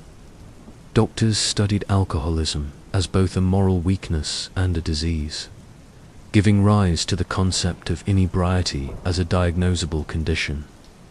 Prostitution was analyzed in medical journals as both a moral and a biological problem linked to fears of venereal disease. Theories of moral insanity, advanced by figures like James Cowles Pritchard, suggested that some people were predisposed to vice by defects of character or brain. These theories blurred the line between crime and illness, creating a new way of understanding deviance. The rise of criminology further shaped the psychology of vice. Inspired by continental thinkers like Cesare Lombroso, British criminologists debated whether criminals were born or made. Lombroso's theory of the born criminal, identifiable by physical features such as a heavy brow or large jaw, influenced some Victorians, though it was contested. The idea that vice could be detected in the body, that physical appearance revealed moral corruption, appealed to a society obsessed with classification and order. Phrenology, though pseudoscientific, was popular in the early part of the century, with practitioners claiming that the shape of a person's skull revealed their tendencies toward vice or virtue. These theories reflected deep anxieties about whether vice was controllable or inevitable. Economic and social explanations also emerged. Reformers like Henry Mayhew and Charles Booth documented the conditions of the poor, showing how poverty, overcrowding, and lack of opportunity pushed people into vice. Mayhew described children in the streets forced to steal to survive, women driven into prostitution by starvation, and men turning to drink after endless hours of casual labor. Booth's maps of poverty, with their color-coded streets marking levels of wealth and deprivation, revealed the close relationship between vice and environment. These studies challenged the idea that vice was simply a matter of weak will, showing it instead as the product of systemic inequality. Yet even here, the poor were often pathologized, depicted as a separate, dangerous class whose habits threatened the stability of society. The psychology of vice was also linked to gender. Women were judged by a double standard. Middle class ideals celebrated them as pure and nurturing, yet working class women who turned to prostitution were condemned as fallen. Reformers debated whether these women were victims of circumstance or active agents of vice. Men, by contrast, were expected to struggle with temptation, but were often excused for their indulgences. Theories of male sexuality depicted it as powerful and difficult to restrain, while female desire was either denied or demonized. This imbalance reflected broader Victorian anxieties about gender roles and the fragility of respectability. Fear of degeneration pervaded late Victorian thought. As industrialization, urbanization, and empire transformed society, intellectuals worried that vice was spreading uncontrollably. The concept of degeneration, popularized by writers like Max Nordau, suggested that modern life was producing physical, moral, and cultural decline. Alcoholism, prostitution, and crime were seen as symptoms of a deeper decay, threatening not only individuals but the health of the nation itself. The East End of London, with its poverty and vice, was often described as a breeding ground of degeneration, a place where the empire's strength risked being undermined from within. Literature mirrored these anxieties. Novels like George Eliot's Adam Bede and Thomas Hardy's Tess of the D'Urbervilles grappled with the consequences of sexual transgression, showing how society punished women who strayed from respectability. Gothic fiction from Stevenson, Strange Case of Dr. Jekyll and Mr. Hyde to Stoker's Dracula, dramatized the fear of hidden vice lurking beneath respectable surfaces. These stories reflected the psychological tension of the age, the recognition that vice was not confined to the poor or the criminal, but existed within the very heart of respectability. The press amplified every scandal into a psychological parable. Reports of drunken riots, gambling dens, or murders were not only stories but warnings, cautioning readers about the dangers of indulgence. The case of Jack the Ripper was presented not only as a series of killings but as evidence of social and moral collapse. Trials of adulterers, homosexuals, or prostitutes were framed as lessons about the fragility of virtue. In this way, the press became a powerful vehicle for shaping how Victorians understood vice, creating a public psychology of fear and fascination. Philanthropic and reform movements attempted to address vice by reshaping behavior.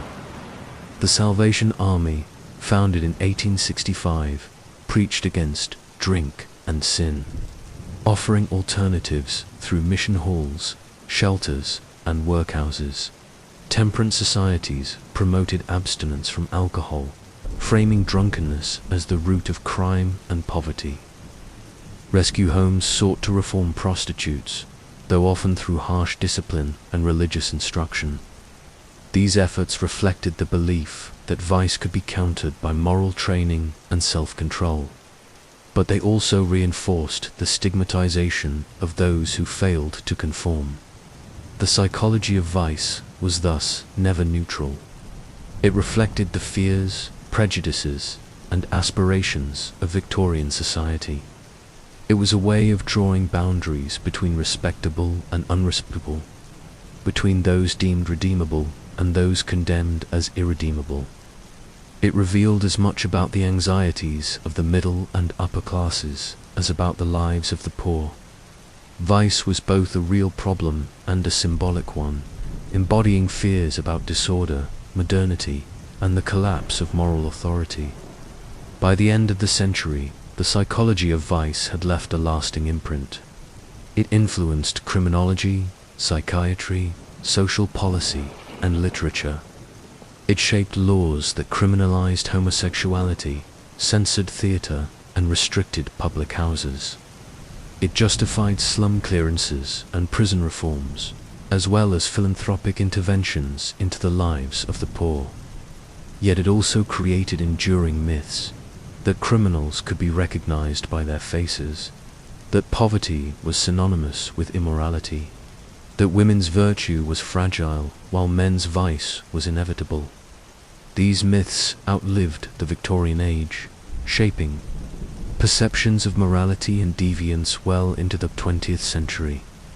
To walk through the gaslit streets of London was to encounter both the reality and the imagination of vice.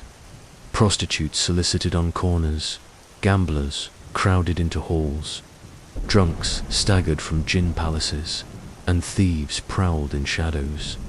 But, at the same time, preachers, journalists, doctors, and reformers told stories about what these scenes meant, turning them into symbols of temptation, weakness, and decay.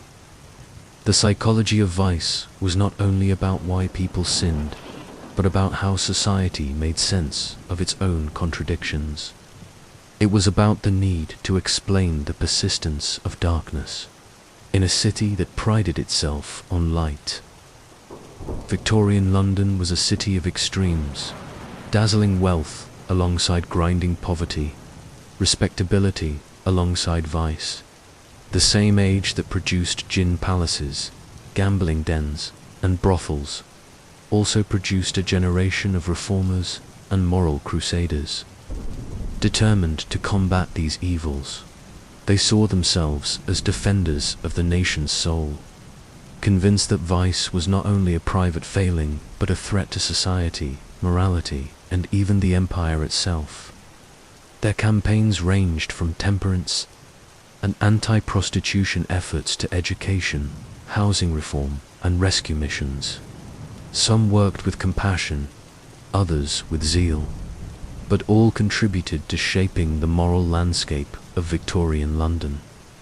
The temperance movement was among the most influential. Alcohol had long been associated with disorder, and by the mid-century reformers argued that drunkenness was the root cause of poverty, crime, and domestic violence. Societies like the British and Foreign Temperance Society, founded in the 1830s, and the Band of Hope, aimed at children, spread the message of abstinence. Members pledged never to drink alcohol, and meetings combined moral instruction with social activities.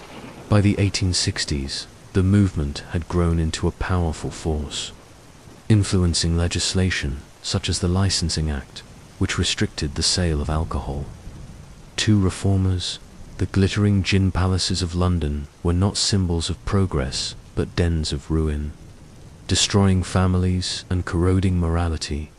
Alongside temperance, campaigns against prostitution became central to Victorian moral reform. Prostitution was labelled the great social evil, and reformers argued that it not only degraded women, but also endangered the health of men and the stability of families. Middle-class women like Josephine Butler became leaders of this cause. Butler's crusade against the Contagious Diseases Acts, which subjected suspected prostitutes to forced medical examinations, revealed the double standards of Victorian law. While men were largely free from scrutiny, women bore the burden of punishment. Butler's campaigns, marked by tireless speeches, petitions, and organizing, eventually succeeded in repealing the acts in 1886. Her work highlighted both the vulnerability of working-class women and the power of female activism in a society that often tried to silence women's voices. Rescue homes and missions also emerged across the city, offering alternatives for women involved in prostitution. Organizations like the Magdalen Homes promised reform through strict discipline, religious instruction, and work. The Salvation Army, founded in 1865 by William and Catherine Booth, was particularly active in these efforts. Its uniformed soldiers marched through the streets, preaching repentance and offering shelter to the destitute. Their work was dramatic and highly visible, combining evangelical fervor with practical aid. Yet not all efforts were welcomed. Many women resisted the strict regimes of rescue institutions, preferring the autonomy of street life to the moral discipline of reformers.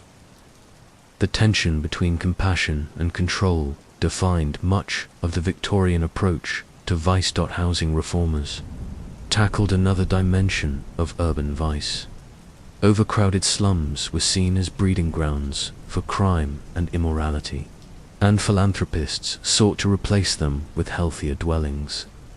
Figures like Octavia Hill combined moral philosophy with practical housing schemes, believing that better living conditions would encourage sobriety, cleanliness, and respectability. Hill's work was not simply about bricks and mortar, but about shaping character. Tenants were expected to adhere to strict rules of conduct, reinforcing the belief that environment and morality were intertwined. Her schemes, though paternalistic, reflected a broader conviction that reforming society required reforming the spaces in which people lived. Education was another battleground for moral reform. Ragged schools, founded by evangelical philanthropists, provided free education for destitute children. These schools were not only about literacy, but about moral instruction, teaching discipline, cleanliness, and religious values. Reformers believed that by rescuing children from the streets and instilling virtue, they could break the cycle of vice. The Elementary Education Act of 1870, which established compulsory schooling, was partly driven by these concerns, reflecting the belief that ignorance fed immorality. Education became a tool of social engineering, designed as much to shape character as to expand knowledge. Campaigns against gambling followed a similar logic. Reformers argued that betting and gaming destroyed families, encouraged idleness, and led to crime. The Betting Act of 1853, which outlawed public betting houses, reflected this pressure. Yet gambling continued in hidden clubs and working-class streets, frustrating reformers. Pamphlets, sermons, and public lectures warned of the dangers, portraying ruined gamblers as cautionary tales, like drink and prostitution. Gambling was seen not only as an individual failing, but as a social disease that could spread through communities if left unchecked. Religious organizations played a central role. In moral crusades, evangelical Anglicans, Methodists, Baptists, and other denominations all launched missions to reach the poor. They established Sunday schools, soup kitchens, and shelters, combining charity with evangelism. Street preaching became a common sight.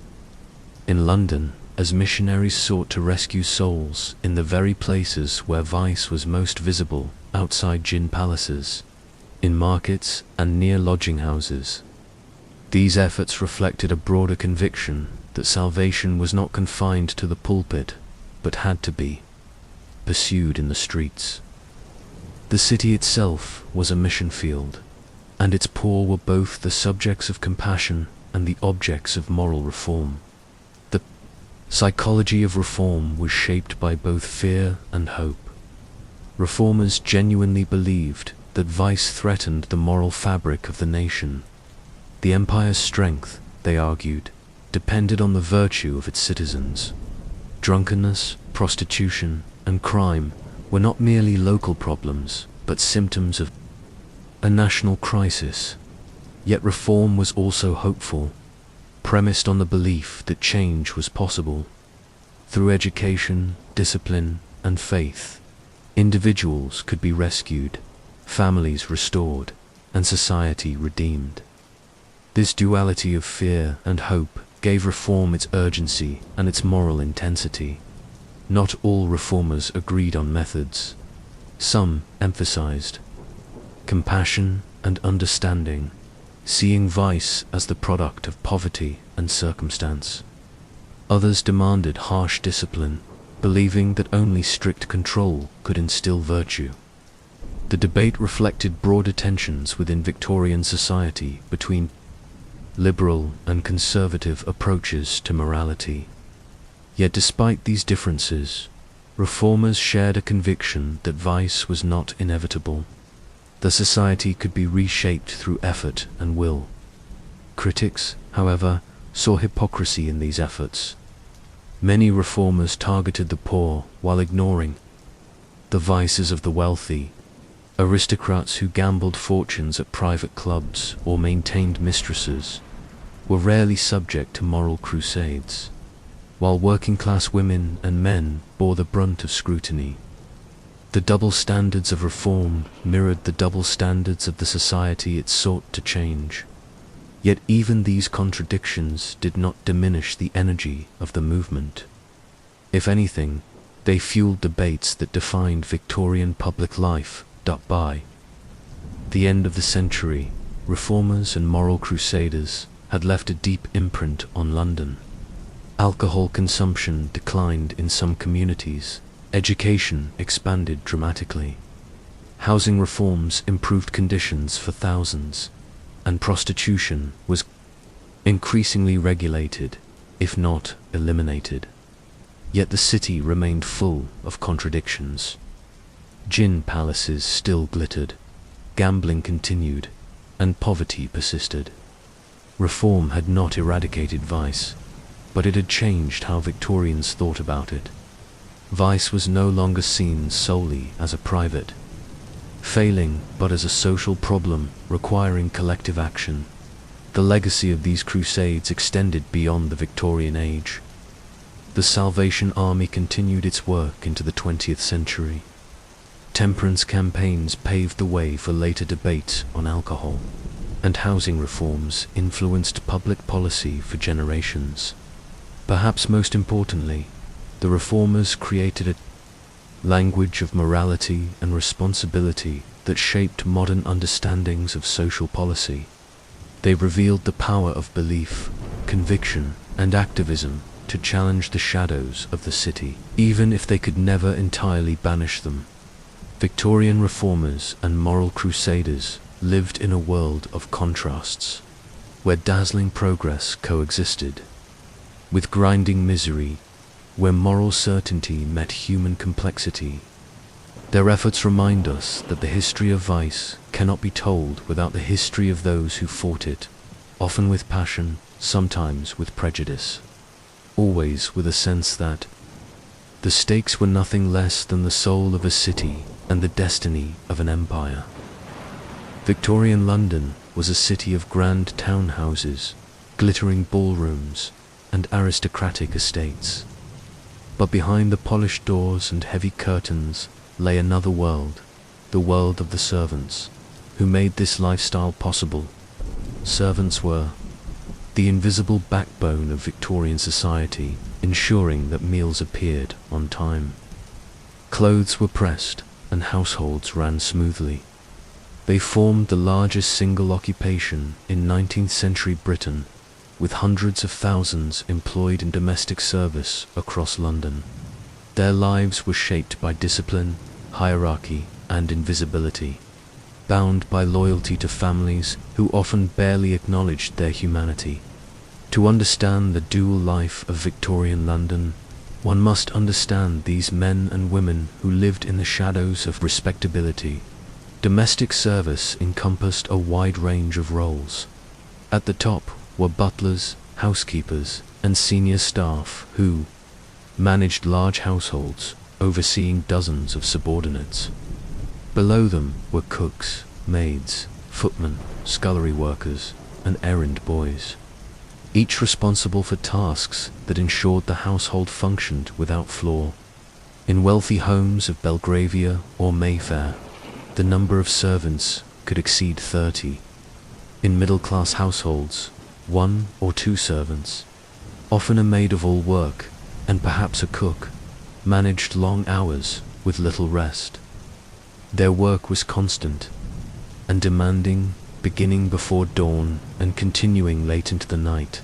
For the elite, luxury depended upon this invisible labor. Life for servants was marked by strict hierarchy. In grand houses, the butler and housekeeper held authority, while lower-ranking staff deferred to them as much as to the master or mistress. Maids rarely interacted with the family except in formal duties. Their presence was often meant to be silent and unobtrusive. Meals were taken separately in the servants' hall, with rigid seating arrangements reflecting rank. Silence, discipline, and deference were expected at all times. Privacy was almost non-existent. Servants lived in cramped quarters, often in attics or basements, their lives confined to the margins of the household they sustained. Employment in service was both opportunity and constraint. For many young men and women from rural areas, it offered steady work in the city, with food and lodging provided. Service could mean security in a world where factory and casual labor were far less stable. Yet it came at the cost of autonomy. Servants were on call constantly, their movements monitored, their behavior scrutinized. Female servants were especially vulnerable to exploitation. Cases of sexual harassment and abuse by employers were common, though rarely acknowledged publicly. The expectation of chastity was high, and discovery of relationships or pregnancy often meant instant dismissal. Servants' reputations were fragile. their futures dependent on references from employers. A single mark of misconduct could ruin a career. Despite these constraints, servants formed their own communities. The servants' hall was a space of gossip, camaraderie, and occasional resistance. Shared hardships created bonds, and stories circulated of small acts of defiance, slow service, minor theft, or deliberate inefficiency that allowed servants to reclaim some power. Servant balls and gatherings offered rare opportunities for leisure, while churches, missions, and philanthropic societies provided forms of support. For some, long years of service brought stability and advancement, rising to positions of trust. For others, it was a life of exhaustion and invisibility, their contributions unacknowledged except when they failed. The contradictions of service fascinated Victorians.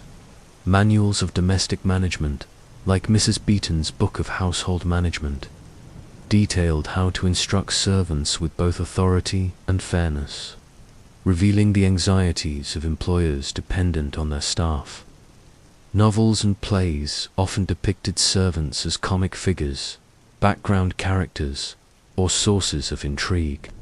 Scandals about theft, affairs, or betrayal fed popular fears about the dangers of giving strangers access to the intimate spaces of the household. Yet the reality was far more ordinary.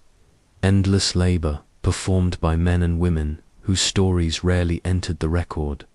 By the late 19th century, the status of domestic service began to shift.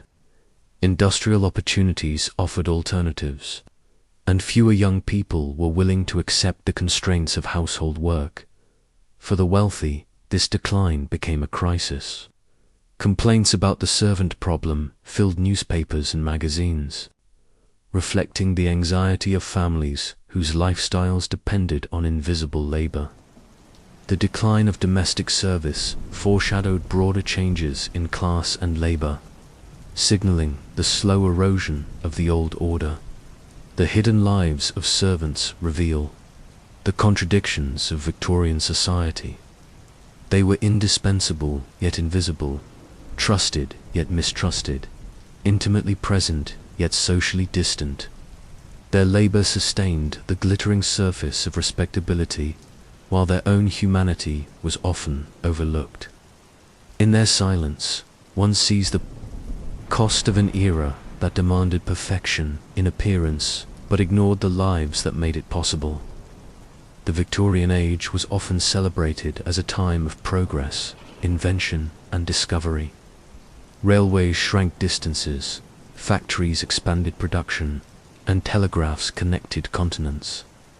London itself became a showcase of modernity, its Great Exhibition of 1851 proclaiming Britain's industrial and imperial might. Yet beneath this confidence lay doubt. Scientific discoveries challenged religious faith. New theories unsettled moral certainties, and the growth of secularism revealed cracks in the foundations of belief. For many Victorians, the night was not only a time of physical shadows, but also of intellectual ones, as they struggled with questions about the meaning of life, morality, and the fate of the soul in an age of change.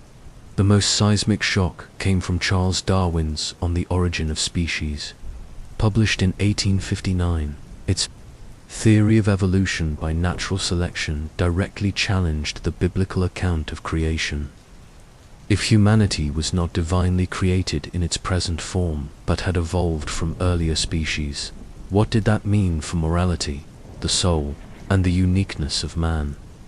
Debates raged in newspapers, churches, and lecture halls.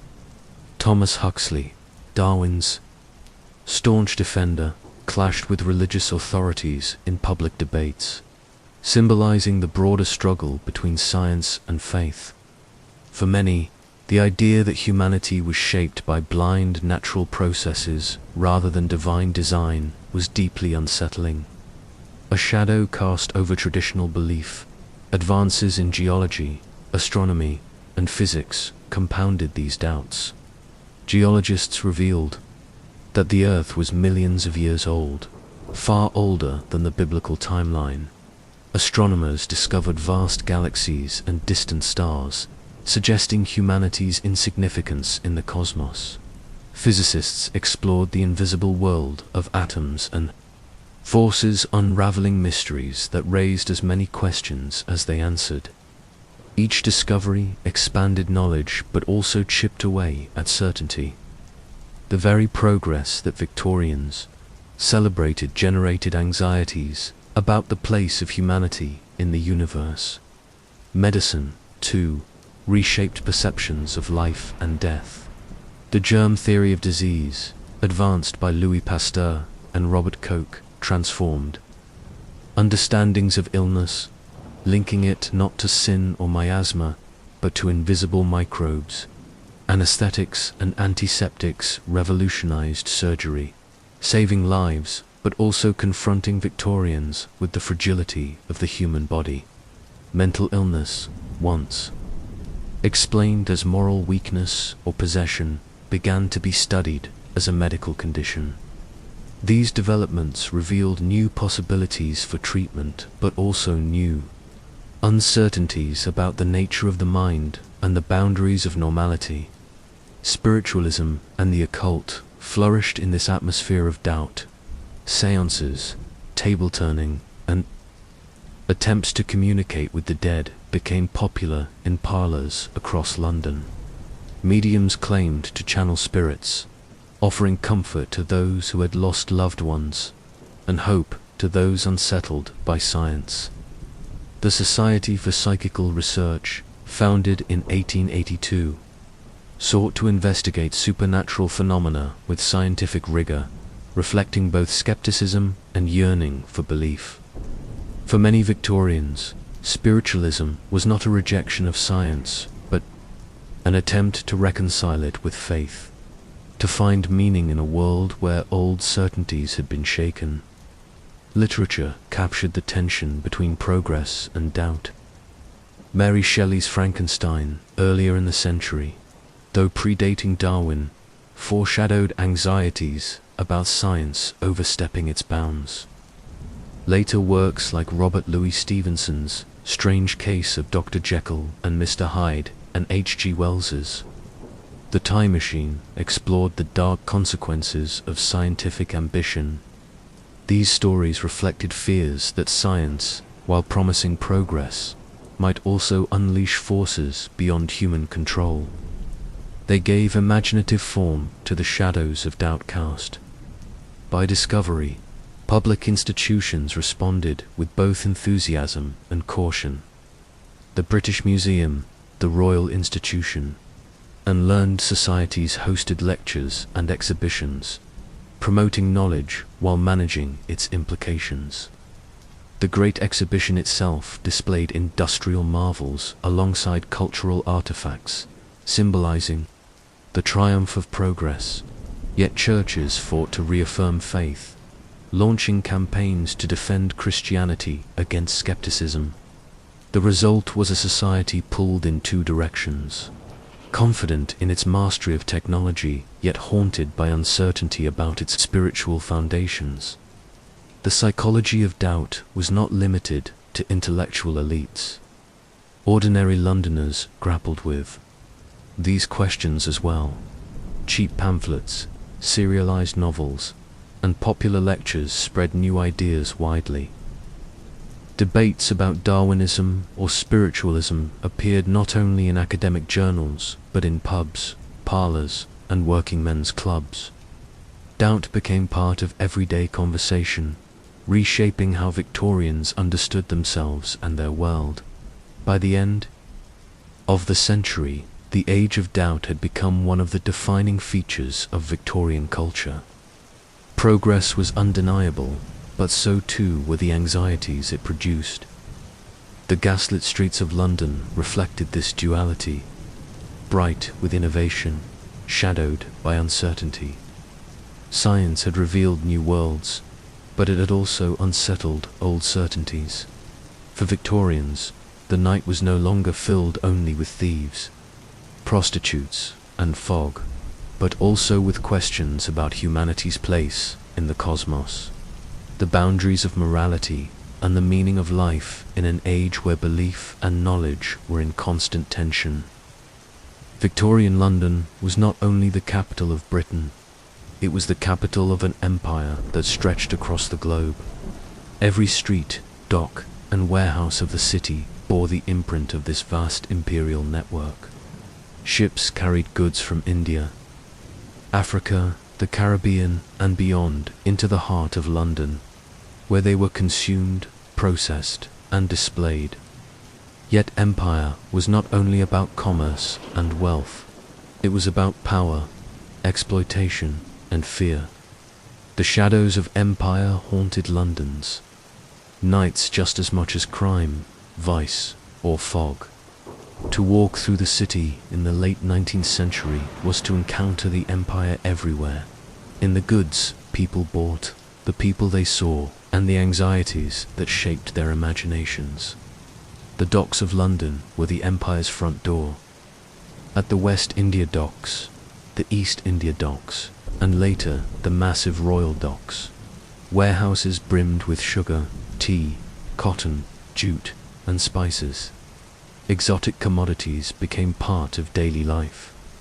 Tea drinking, once a luxury, was by mid-century a national habit. Sugar sweetened working-class diets, while tobacco and rum fueled leisure and addiction. Yet behind every cup of tea and every lump of sugar lay histories of exploitation, the plantations of the Caribbean, the indentured labor of India, the forced cultivation in colonies controlled for British profit. These global systems of extraction and inequality were hidden behind the glitter of commodities in London shops, but they were ever present in the city's life. Empire also reshaped the city's population. Sailors from India, China, Africa, and the Caribbean arrived at the docks, forming small but visible communities in the East End. Lascars, Indian seamen employed on British ships, lodged in cheap boarding houses around Limehouse and Shadwell. African and Caribbean men worked in shipping, while Chinese immigrants established laundries and shops. Their presence challenged London's self-image as a homogeneous city. To many, these communities symbolized the cosmopolitan reach of empire. To others, they were sources of anxiety, associated with vice, crime, or the feared erosion of Englishness. Newspapers often sensationalized their presence, linking them to opium dens, interracial relationships, or criminality, reinforcing stereotypes that mingled racism with fear of empires. Consequences returning home. The empire also fueled curiosity and fascination. The Great Exhibition of 1851, held in the Crystal Palace, displayed goods and artifacts from across the globe. Visitors marveled at Indian textiles, African ivory, and Australian minerals. To many, it was a celebration of Britain's power and the wealth it drew from its colonies. Museums, such as the British Museum, the South Kensington Museum, later the Victoria and Albert Museum, and the Natural History Museum, filled their halls with objects taken from imperial territories. These displays turned empire into spectacle, presenting colonized peoples and cultures as curiosities to be studied, admired, or pitied. The cultural appropriation was masked as education, yet it reinforced the belief that Britain stood at the pinnacle of civilization. But empire also cast shadows of violence and fear. News of uprisings, wars, and atrocities reached London through the press, reminding Victorians that empire was sustained by force. The Indian Rebellion of 1857 shocked Britain, as reports of massacres of British civilians were followed by brutal reprisals against Indian rebels and civilians alike. The Morant Bay Rebellion in Jamaica in 1865 revealed the fragility of colonial order, with Governor Eyre's violent suppression sparking fierce debate in Britain. These events stirred anxiety that empire was unstable, that beneath the surface of control lay resistance and resentment. Londoners consumed these stories with a mixture of fear, outrage, and fascination, often without acknowledging the injustices that had provoked them. Imperial wealth and imperial poverty were intimately connected. While elites profited from colonial trade and industry, the working poor of London laboured under exploitative conditions that mirrored those of colonial workers. The docks employed thousands of casual labourers, their livelihoods precarious and their pay uncertain. Factories processed colonial raw materials into textiles or goods for re-export, with long hours and dangerous conditions for workers. Reformers pointed out the irony. An empire that boasted of spreading civilization abroad tolerated misery at home. Yet for many, the empire justified sacrifice, presented as a source of national pride that elevated even the poorest Britain above colonized. Peoples, race, and hierarchy were embedded in these imperial dynamics. Theories of racial difference, bolstered by pseudoscientific ideas of social Darwinism, reinforced the belief that Britain's global dominance was natural and deserved. Colonial subjects who came to London often faced discrimination, suspicion, and hostility. Newspapers and popular literature depicted them through stereotypes, presenting them as either noble savages or dangerous outsiders. Interracial relationships, particularly between white women and non-European men, provoked scandal and panic. These attitudes revealed the deep anxieties of a society that prided itself on order, but feared contamination from the empire it controlled. The empire's shadows also appeared in London's crime and vice. Sailors brought not only goods, but also habits and practices that alarmed reformers. Opium smoking, gambling, and foreign drinking customs were linked to immigrant communities, often exaggerated into moral panics. The Limehouse district became notorious in the public imagination as a site of exotic vice, though the reality was far smaller in scale. These associations revealed less about immigrant life than about British fears that empire was destabilizing. The boundaries between home and abroad, respectability and corruption. Literature dramatized these fears. Writers like H. Rider Haggard, in novels such as King Solomon's Mines and She, depicted Africa as a land of mystery, danger, and hidden treasures, reinforcing stereotypes that mixed fascination with fear. Joseph Conrad's Heart of Darkness, though published at the very end of the Victorian period, reflected the psychological costs of empire, suggesting that the violence inflicted abroad might reveal darkness within Europe itself. Penny dreadfuls and sensational stories portrayed Chinese opium dens, Indian cults, or African witchcraft as threats to London. These tales turned empire into a stage for both fantasy and anxiety, blending fact and fiction in ways that shaped popular imagination. The empire was also present in politics. Parliamentary debates on colonial wars, trade policies, and missionary efforts filled newspapers. Politicians invoked empire as a source of national pride, while critics denounced its costs and injustices. Reformers like J. A. Hobson, writing in the 1890s, argued that imperialism benefited only a small elite while draining the resources of the nation. Yet such critiques were rare. For most Victorians, empire was a fact of life, its benefits unquestioned even as its shadows loomed large. By the end of the 19th century, London had become not just the capital of Britain, but the capital of an interconnected world. Goods from every corner of the globe flowed into its markets, and people from across the empire walked its streets. Yet this global reach came with contradictions. The wealth of the city rested on exploitation abroad and poverty at home. The pride of empire coexisted with fear of resistance and contamination. The narrative of progress was shadowed by stories of violence and injustice.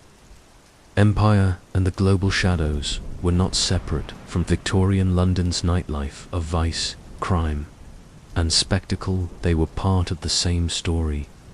The tea in the gin palace, the artifacts in the museum, the immigrants in Limehouse, the fears of degeneration, all were bound together by the empire that defined the age. To understand London after dark is to understand not only its own streets, but the faraway lands whose people and resources sustained it.